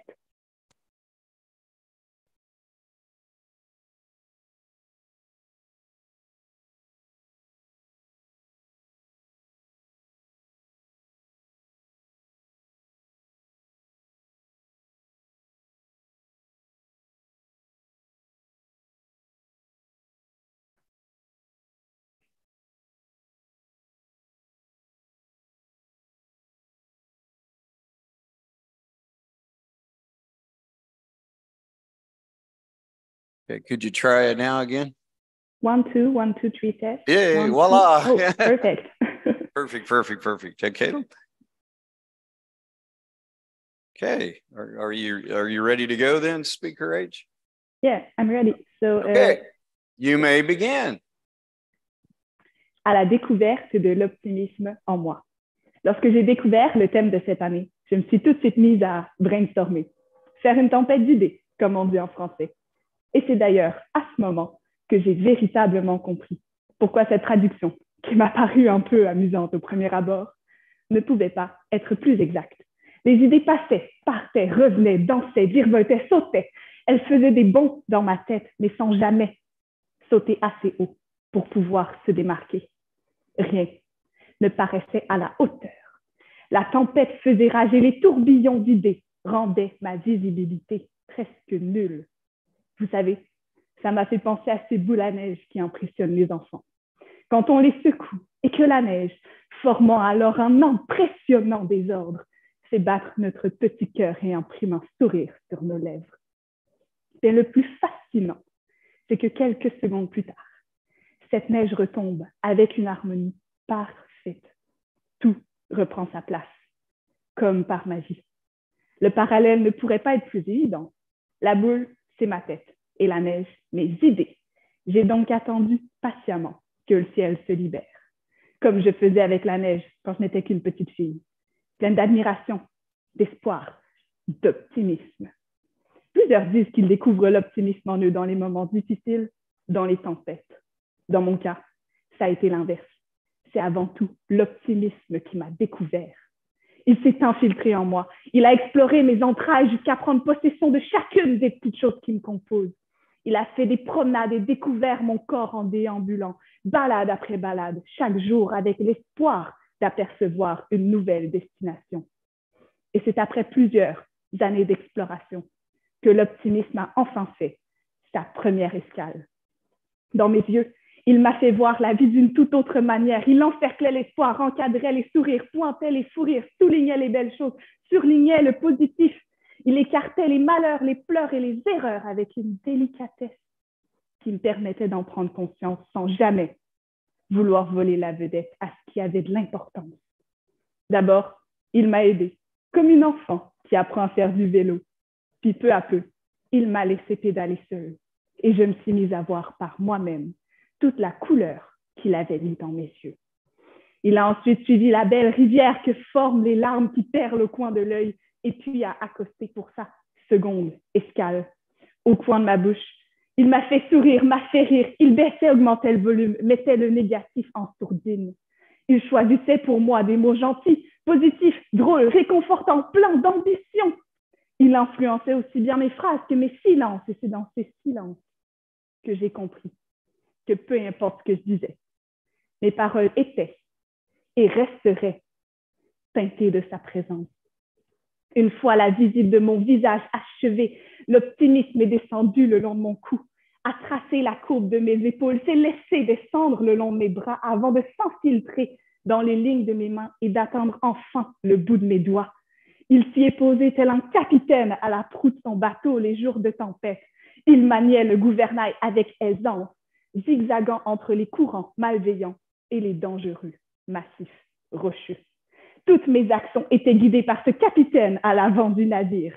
Il faisait sans cesse les bons choix et rattrapait les conséquences des moins bons pour m'éviter de faire naufrage. Et moi, comme une enfant, j'observais et j'apprenais les procédures à suivre pour éviter de couler. Et puis un jour, j'ai eu assez d'expérience pour prendre la barre et naviguer seule au milieu de l'océan, qu'il soit calme ou déchaîné. Et c'est ce moment qu'a choisi l'optimisme pour partir vers des endroits encore inexplorés. Chaque jour, je l'entends marcher et je sais que jamais ses pieds n'arrêteront d'avancer. Lao Tzu, un philosophe chinois, a dit un jour que le sage peut découvrir le monde sans franchir sa porte.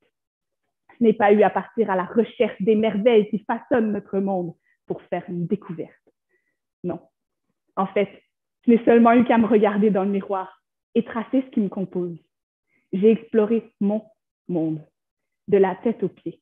Tout ça pour essayer de découvrir une chose qui était déjà en moi, l'optimisme.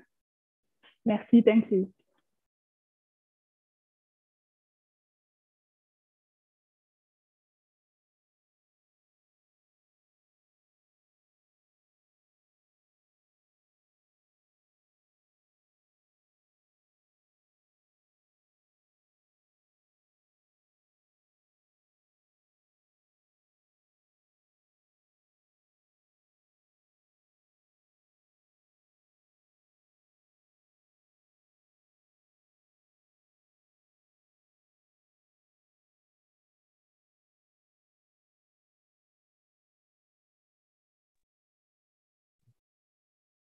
Speaker I, if you could, you're muted. Okay, test your microphone for us, please. Hello, mic testing 1, 2, 3. We can hear. We can hear you very, very well. When the judges are ready, we will announce you. So just hang on just a second. All right.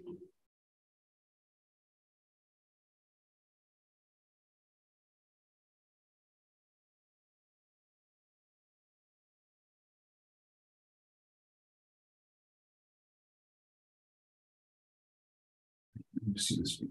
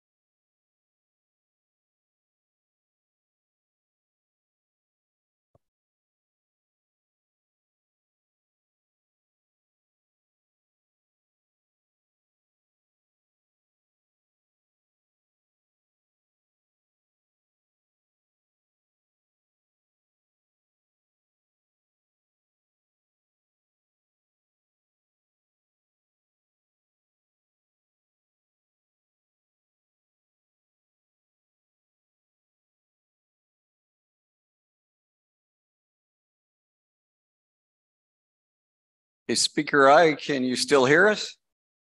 Yes, I can. And are you ready? Yes. You may proceed. Speaker I. Discovering the optimism within me. A warm regards to you all. Dear audience, today, through my words, let me take you on a journey to discover the optimism within ourselves.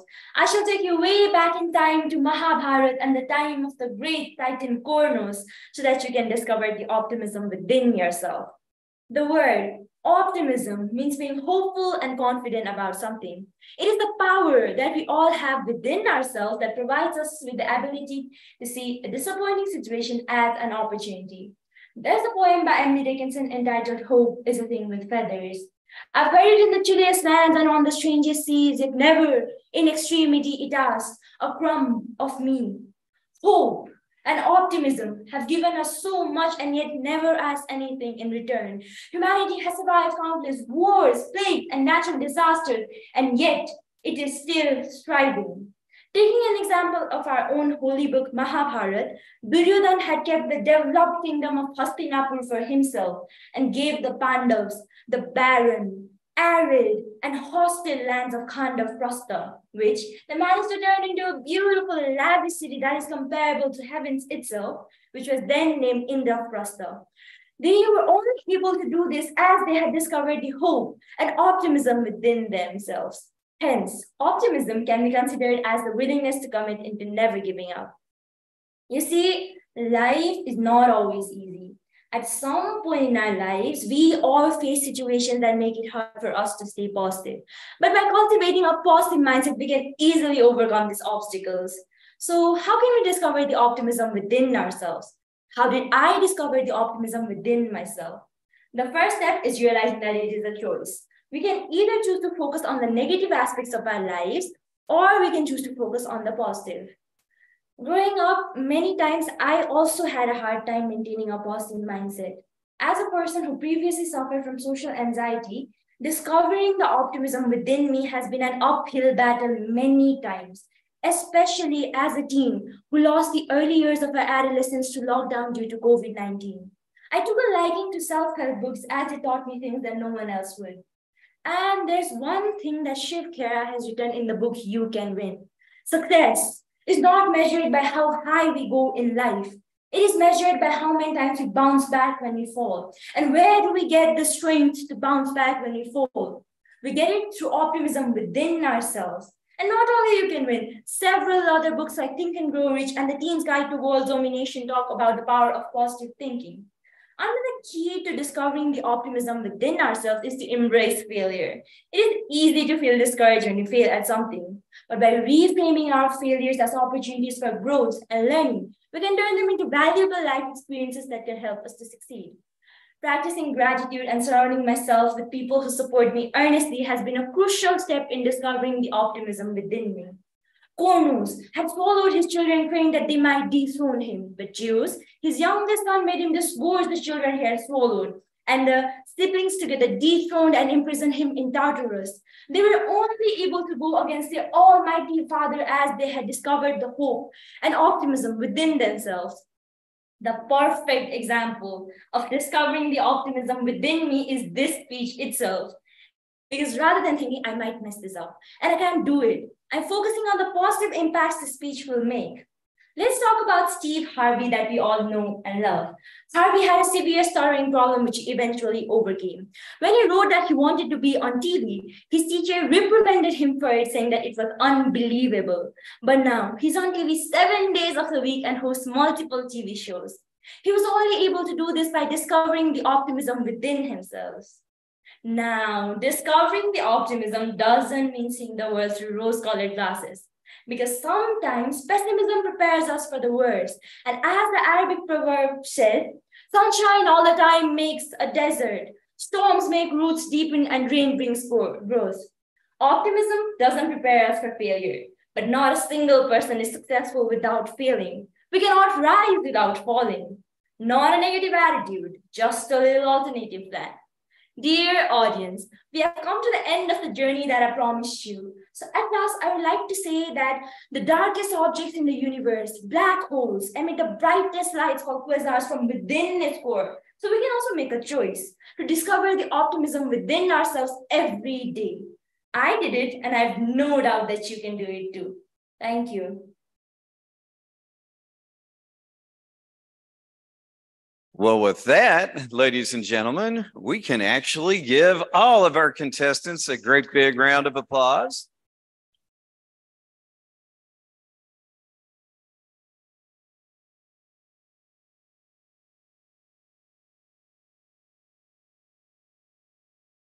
And I'd like to invite all the contestants here up on the stage, and contestant H and contestant I, we would like to have you turn your cameras back on. I'd like to have everyone that's here come on up on the stage. And we're going to let you speak to us a little bit, reintroduce yourself. Some of the folks have not met you yet. Tell a little bit about yourself. Tell a little bit about your educational plans, who your supporters are, and just have a little fun. Tell us what your favorite book or movie is as well. Okay. And so if you want to think a second, are you ready to go? Here's our speaker, Ray. Good morning, everyone. My name is Deborah Coco. I'm from Windsor, Ontario, Canada. I'm 16 years old, and I'm contemplating going into business and computer science.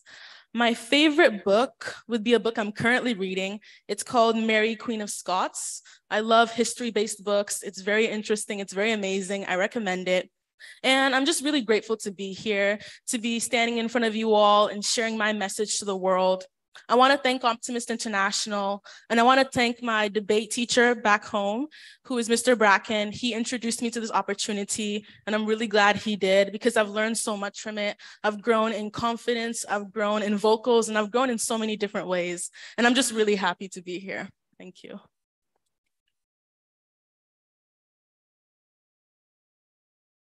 Hello, my name is Ty Whitman. I'm hailing from Las Vegas, Nevada, and I am a recently graduated senior going to Mars Hill University in North Carolina on a swim scholarship as well as academic, and I'm going for biomedical. So the people I'd like to thank would definitely be my dad for bringing me, my mom, who's definitely watching, and my speech and debate coach for giving me this as an extra credit assignment. And it took me this far, and that's great. My favorite movie would definitely be Rango. And my favorite book series would be a novel called Pendragon. It's very abstract. Not many people know about it. Thank you.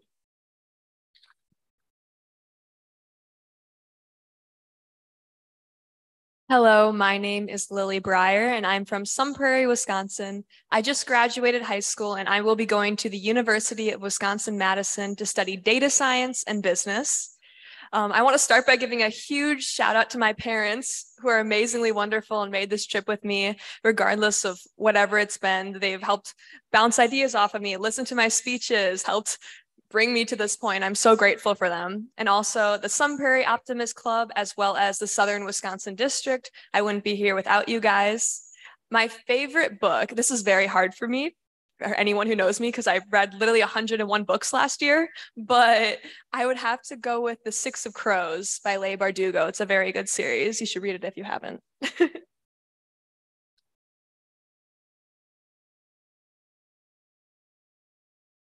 All right. Hi, my name is Shad McMillan. That's Shad with an S. I'm from Carrollton, Georgia, near Atlanta. I'm 17 years old, and I'm going into my senior year of high school. Plans after high school, I would love to go to a four-year college. I'm currently looking at Yale. I've been very interested in engineering, aerospace engineering specifically. A lot of you probably know how hard that is. It's literally rocket science. But anyways, I'm so happy to be here, so blessed to be here. This is really amazing. I'm really excited.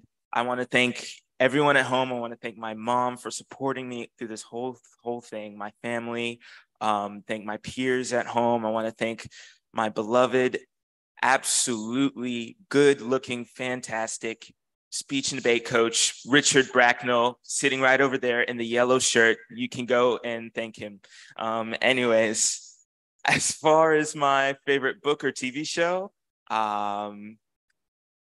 this is a hard question for me because I watch a lot of TV and I read a lot of books.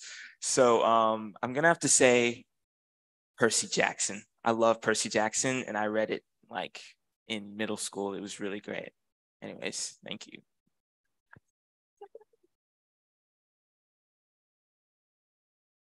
Hi, everyone. My name is Smith Galvin, and I live in Charlotte, North Carolina. I'm 14 years old, and I will be attending my freshman year in high school next year. I'm so happy to be here. It's such a blessing. I'd like to thank my mom for flying out with me, all my friends and family watching, and my speech coach, Miss Ellen Bosch, and my ELA teacher, Mrs. Cook. And I'd like to give a special thank you to my uncle, who is my inspiration to my speech and who I would not be who I am today. And my favorite movie, probably Top Gun Maverick. I don't know. I just love that movie.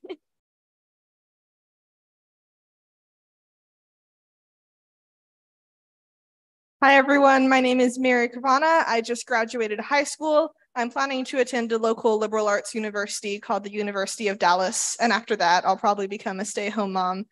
Yeah, I'd like to thank both of my parents for going above and beyond and raising 6 kids and also getting them to all of these awesome opportunities like the Optimist International.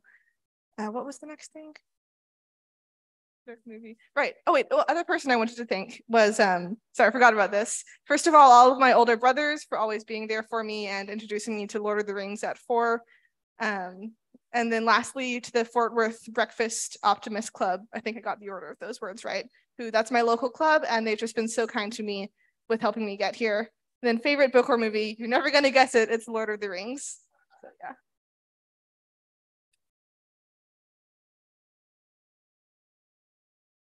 Hello, I'm Sav Jordan. I'm from Raymore, Missouri, not too far from here. I am 17. I'm going in my senior year of high school at Ray Peck High School.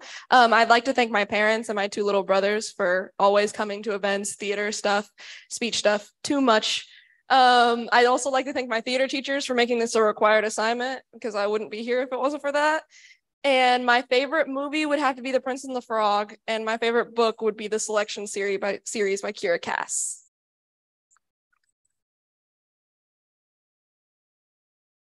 Well, excellent job. I'm going to see, can we get H and I, Speaker H and I back on the screen? We'd like to talk to them. Modern technology.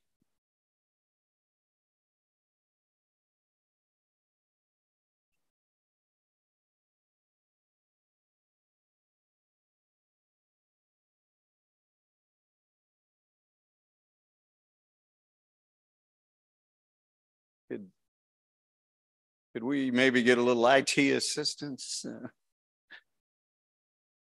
Okay. Well, talk among yourselves. One of the things I'll tell you during this interlude is during the final rounds, instead of the reason why I took a little bit longer in between rounds is instead of 3 judges, we have 5 judges, and each of them is bilingual. So they weren't necessarily always bilingual in the regional rounds, but they are in the finals. So here we go. We have Speaker H. Could you introduce yourself? Tell us a little bit about your future plans as far as education. Thank those that have supported you, and also perhaps tell us your favorite book or movie. Hi, so good morning, everyone. I will try in English. So I'm Sarah Claude Simard, and I'm from Quebec. I'm 17 years old, and later in life, I would like to become an astrophysicist. And currently, my favorite book and movie is called The Martian, I think in English, like Seul sur Mars, The Martian. That's it. Right, right. Yeah. Thank you. Merci beaucoup. Thank you. So we have 2 rocket scientists here. So. Speaker I, if you could introduce yourself and tell us a little bit about your future educational plans. Thank whoever you would like who has supported you, and then maybe tell us your favorite book or movie. Yes, okay. So good morning to you all and good evening to people in different time zones. And so I have to start off with a quote from Taylor Swift's song. I've never been a natural, all I do is try, try, try.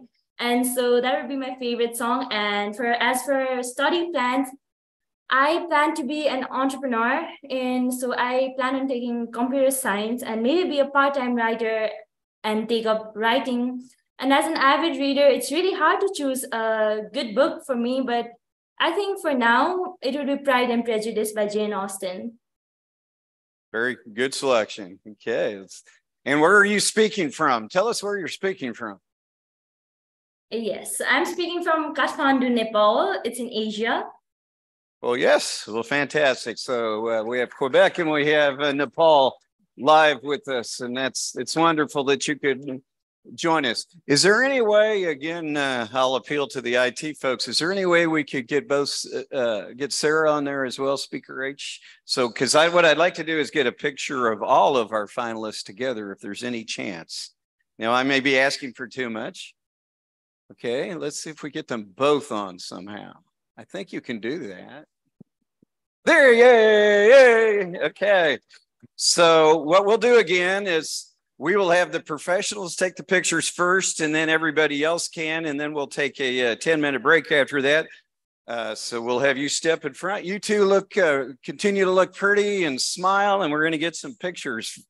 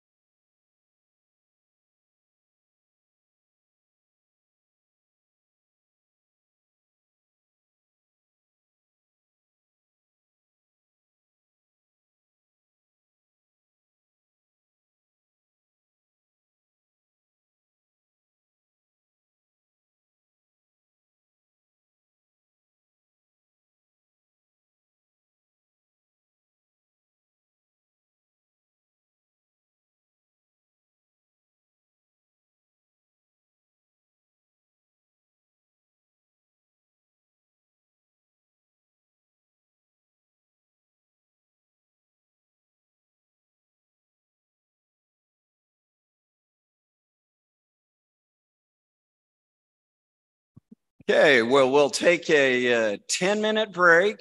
Stay with us on Speaker H and I. Stay with us so you're close by.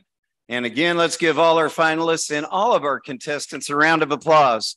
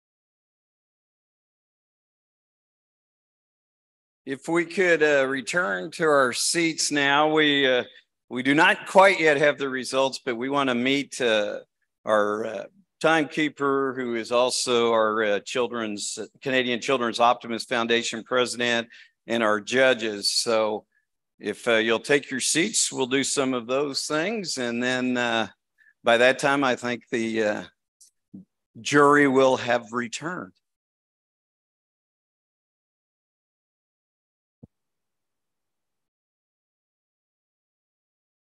Bonjour, Anne. How are you? Bonjour, Dave. I'm well. How are you? I am doing well. Fantastic. It looks like you had a very fantastic group of people. And I would like to introduce our Canadian Children's Optimist Foundation president and the timekeeper for the finals, Anne Richer Doyle, who is from Ottawa, Ontario. So Anne, if you'd like to make a couple comments at this time. I would certainly love to do this. What a pleasure it is to be here with all of the district oratorical champions, Optimist members, families, family and friends. Your speeches never cease to amaze me. You have moved me. You have made me think and laugh, and I can only thank you from the bottom of my heart. I'm really proud to represent the Canadian Children's Optimist Foundation. The foundation is thankful to all of its generous donors who contribute to the success of this successful scholarship program. At the CCOF, we believe that investing today for the future of our youth by creating opportunities that will enhance the quality of life, improve health and wellness, and ultimately inspire youth. On behalf of everyone at the foundation, I wish to all participants the best of luck. Et en français, je voudrais vous dire qu'à la Fondation Optimiste des enfants canadiens, nous sommes fiers d'investir aujourd'hui pour l'avenir de nos jeunes, en recherchant et en gérant des fonds, en collaboration avec les clubs optimistes canadiens et les communautés. Et c'est ainsi que nous pouvons aider les clubs à créer des opportunités qui vont améliorer la qualité de la vie, la santé et le bien-être, et surtout d'inspirer nos jeunes.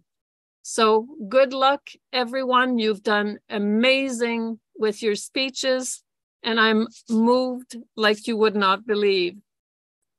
And best of luck in your future endeavors. I'm sure that you will all be very successful.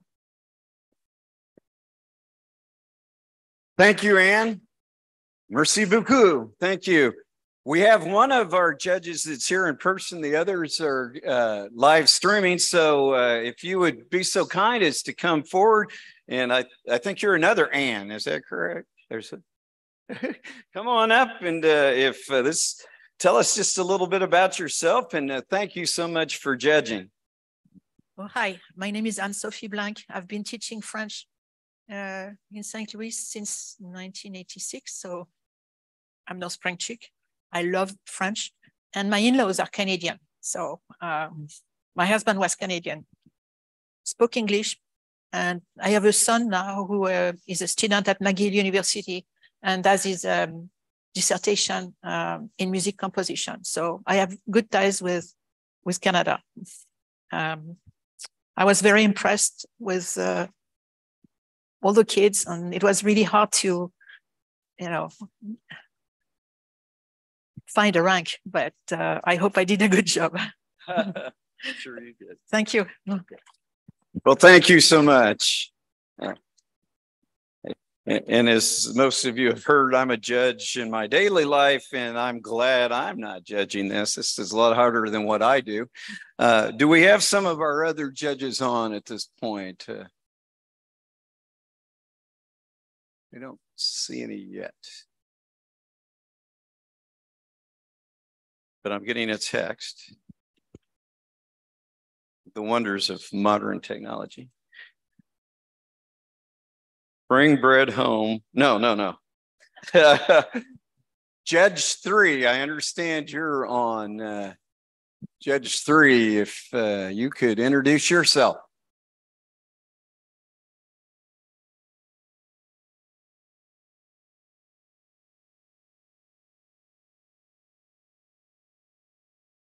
Those in the back room, I don't see any of the judges.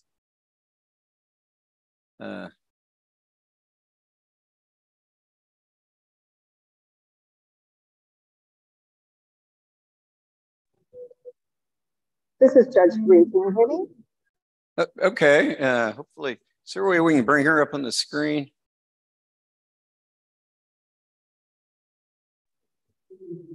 I'm having difficulty turning my camera on.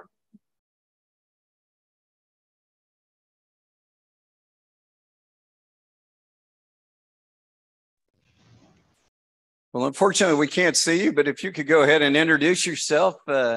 You're speaking to the contestants and to all of their families and supporters and the audience, so you can proceed. Okay, thank you. Hi, bonjour. My name is Jennifer Robinson. I am in Wichita, Kansas, and my first year to participate after many attempts by Dr. Parlin. And it really was a pleasure today to see all of you and listen to you. I'm a high school French teacher, and you really inspire me. I spend my days with young people like you, and just really excited for you. It was very difficult, as the other judge said, but it was an amazing experience for me, and I hope to be back. Bonne chance et bonne continuation. Good luck and happy journeys. Thanks. Thank you for judging. Let's give her a round of applause. So I see Judge 1, if you would be so kind as to introduce yourself and speak to the contestants in the audience. Hello, my name is Pascal Perraudin. I'm Associate Professor of French at St. Louis University. It was my pleasure to listen to all the contestants, and it was very inspiring. So thank you. Thank you so much for judging. We appreciate it. Judge 2. Good morning. I think is it still morning for you there? No. Good afternoon then. My name is Claude Chenier. I live in Ottawa, Canada, the great capital. And first of all, I just want to congratulate all the contestants. It was absolutely, what's the word I can find? I can just say, I guess, fantastic for now. It's my second year doing this, and I must admit it's always a great pleasure to participate. So thank you very much for inviting me again. Well, thank you so much for judging. We sure appreciate it. And Judge 4, I think I recognize you. Would you be so kind as to introduce yourself? Yes, good morning. I'm a judge in real life, and I have the pleasure of working with Judge Bruns on the Kansas Court of Appeals. And I think judging in real life is easier than what we had to judge today. Congratulations to all of you. It was a very close contest in my estimation, and you all did so well. I just thank you for sharing your personal stories and background and history and making the topic so relevant and so personal. So you are inspiring, and thank you all very much. Well, thank you, Catherine, and get back to work. Will do. And do we have a judge 5? Were there 5 judges? 4? 4. Okay, so we've met all the judges now. We did it out of order. So I keep getting texts that say that we're almost ready here. So I don't know, President Bob, have you heard from them yet? In the back room, they haven't given you the envelope yet. This is a lot like real life judging, in that we wait for juries to deliberate and return. And it's like, that's always the worst time. And okay, you go check. And Cheryl, what I would appreciate, if you wouldn't mind, I know you did it last year, would you mind just telling about some of the other programs that we offer? Because I know there are a few people who are asking about, right as we're doing this, we're also having the Optimist International Junior Golf Tournament at Durrell. So you might share a few of the other things that the contestants can do and others. Why, thank you. He's going to regret this, giving me the mic. So we do right now have a pretty significant junior golf tournament happening. As far as the Optimists, our mission is by providing hope and positive vision, we bring out the best in youth, our communities, and ourselves, right? So the programs that we offer tend to do those things. So currently our Optimist International Junior Golf Championship is happening. We will welcome 615 youth golfers from 30, if I remember correctly, 37 countries between last week and this week to Miami, Florida. And they will compete in that tournament. Our junior golf program also has another tournament in November, the Tournament of Champions. One of the things I did want to chat with you all about, though, is about Junior Optimist International, JOY. You've probably heard that term a couple of times, JOY. And that is our program for young people, starting in elementary school and even up through high school, maybe even beyond at some point, to give you the opportunity to expand your leadership skills and community service opportunities. Those are clubs that are based in schools and communities where people can get involved, young people can get involved and do some of the great work, and especially bring the messages that you've all talked about today into your communities. Additionally, we're going to be launching piloting a program this fall, bringing Optimist clubs into schools and working directly with schools to help meet the needs of young people, because every school has a need for assistance. And we know that, especially listening to these students and understanding the impact that the pandemic has had on young people. So we're going to be working with our Optimist clubs to go into schools directly and offer some assistance there. But really, our organization is extremely community-based. We have community clubs in over 2,000 communities through the US, Canada, the Caribbean, Nepal, and other countries. So there's an incredible opportunity for anybody who says, hey, this thing sounds kind of cool and I'd like to get involved with that. Don't leave without letting me know. Because we'd certainly love to get you involved in Optimist at any level that you would like. Yeah, anything else I can chat about?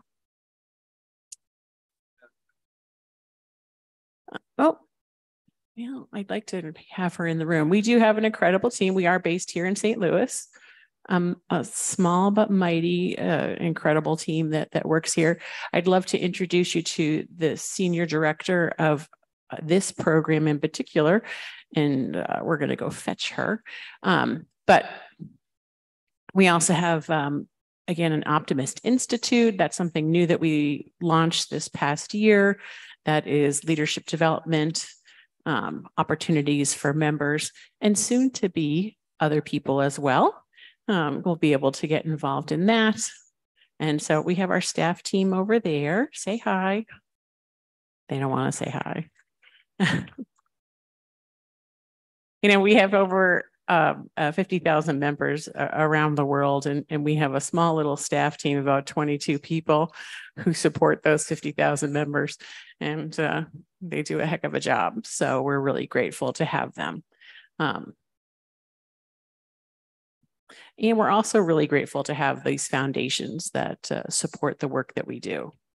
We have an incredible foundation here in St. Louis, the Optimist International Foundation. And as you just heard from Anne, we also have a Canadian foundation that supports the work of the clubs, but also supports the student programs we have. So all of the scholarships that get handed out are from those foundations, and they do the fundraising to make those happen year after year. It looks like we actually even might have the results coming in, but I do want to put her on the spot and just thank Amy Keller, who's our Senior Director of International Programs. If you are in this contest, you received an email from Amy, probably multiples, but she's the one who puts all of this together. Let's give her a hand. You can tell she loves the spotlight. Okay, I'm going to pass it back to you because I think we're just about ready. So it looks to me, Mr. Jury Foreman, is the verdict in? The jury has reached a verdict, so let's have a round of applause for that. So I'd like to invite our Optimist International Foundation president to come forward, and the president of Optimist International, and I said the president of, she's still with us, the president of the Canadian Optimist Children's Foundation is with us as well, and we're going to announce the winners. So I don't know, you two probably want to come up here, and they've heard enough of me. So President Bob, I'm going to turn the mic over to you. Thank you so much, Dave. And I just want to congratulate all the contestants again for such a fantastic job. I'm not going to drag this out. I do have the winners, so I will go through this. We're going to go third, second, first, okay? So the third place world champion from the Southeast region, Speaker D, Shad McMillan from the Gateway District.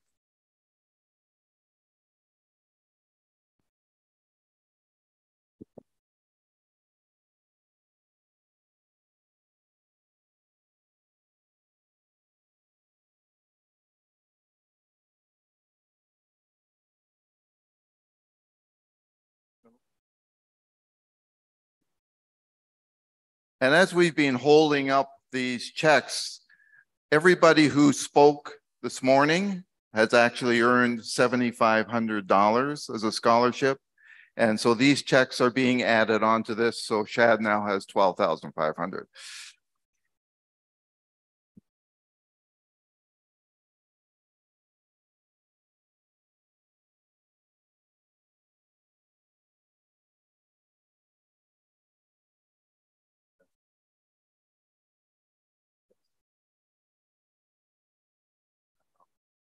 Yeah.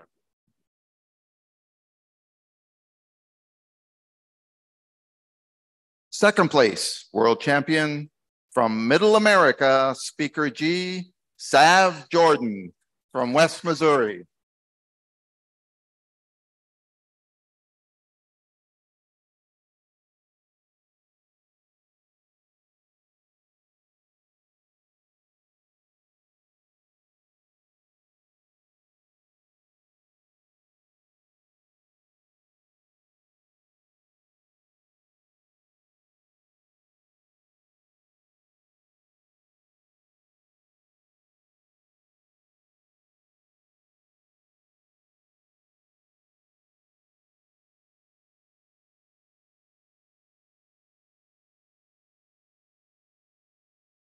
And our first place world champion from Optimiste Francophone Canadiens, Baker H. Sarah Claude Simard.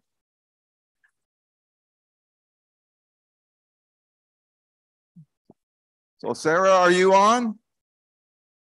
There she is. Congratulations, Sarah. Yeah, I'd like to hand you a check, but it's a little hard from this distance. But we want to congratulate you on being our world champion this year.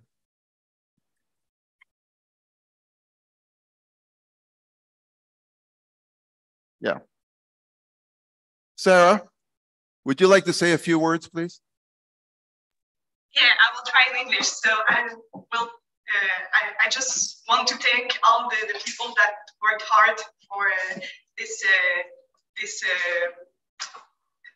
this whole thing, and also thank the Club Optimiste de Rivière-du-Loup for all of his support. Thank you so much. Thank you, Sarah.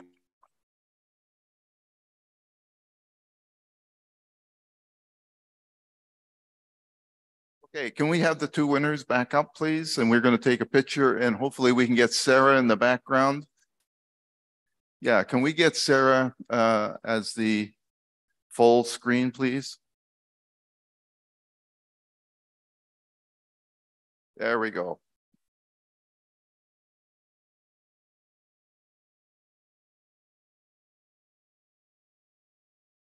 Okay, want to get some pictures? And then you and I'll get up.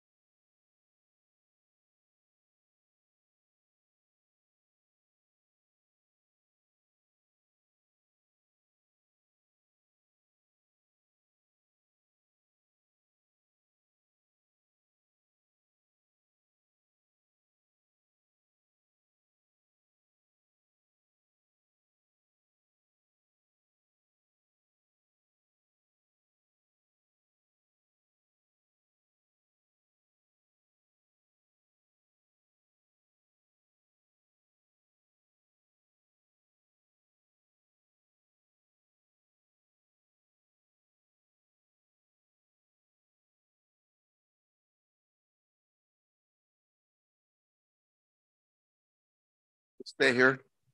My technicians, can we split the screen and bring Anne Risher-Doyle in as well, because she is the president of the CCOF, while we get pictures with our foundation presidents.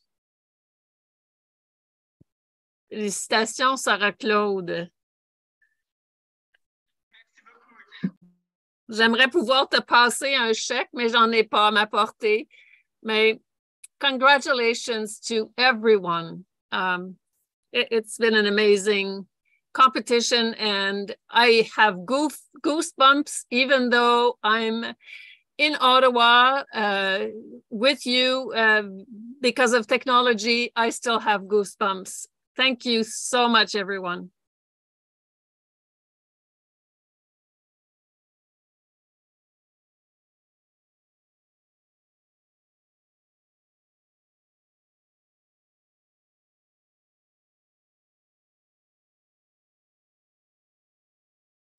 Je peux ajouter mes félicitations également. Well, ladies and gentlemen, as you've seen for the last 2.5 days, we just had some excellent speakers, not just the ones that are represented here in the finals, but all of the speakers that are still here today, all of the speakers yesterday. And again, remember that our speakers, we have thousands at the club level, hundreds at the district level, and then we had the 50 or so that we had here. The finalists, you need to all be commended. Excellent work. And for our 3 award winners, just congratulations. We love each of you. We love this contest, and we hope that you love optimism and remain optimistic all through your life. And I'd be remiss not to point out the Optimist Creed. It was written by a gentleman by the name of Christian D. Larson, who was basically believed in positive thinking. And he wrote it at a very difficult time in the history of the United States, but certainly of the history of the world. And so whatever we do, let's always expect the best, and let's always work for the best and continue to do that. So congratulations to all. And that ends our contest. And if you want to take more pictures, feel free to do so. Safe travels home, and thank you.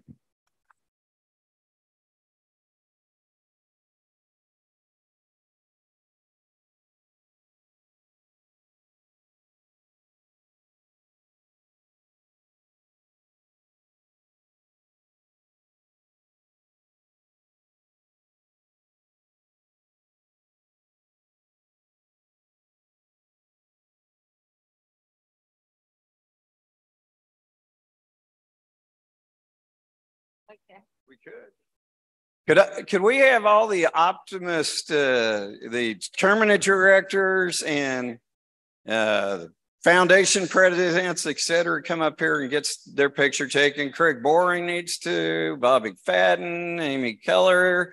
Don't make me call you. Well, I think this is a better background. Yeah. We want to get some more pictures with all of you. Okay, yeah, there you go. So, Diana, we need you. We got Diana left. Okay, well, let's get everybody that was involved at least get up here. And if we can, yep, we've got Sarah still on the screen. There's Ann still on the screen. Let's get a group shot here. I'm gonna come behind. Yeah, you're tall.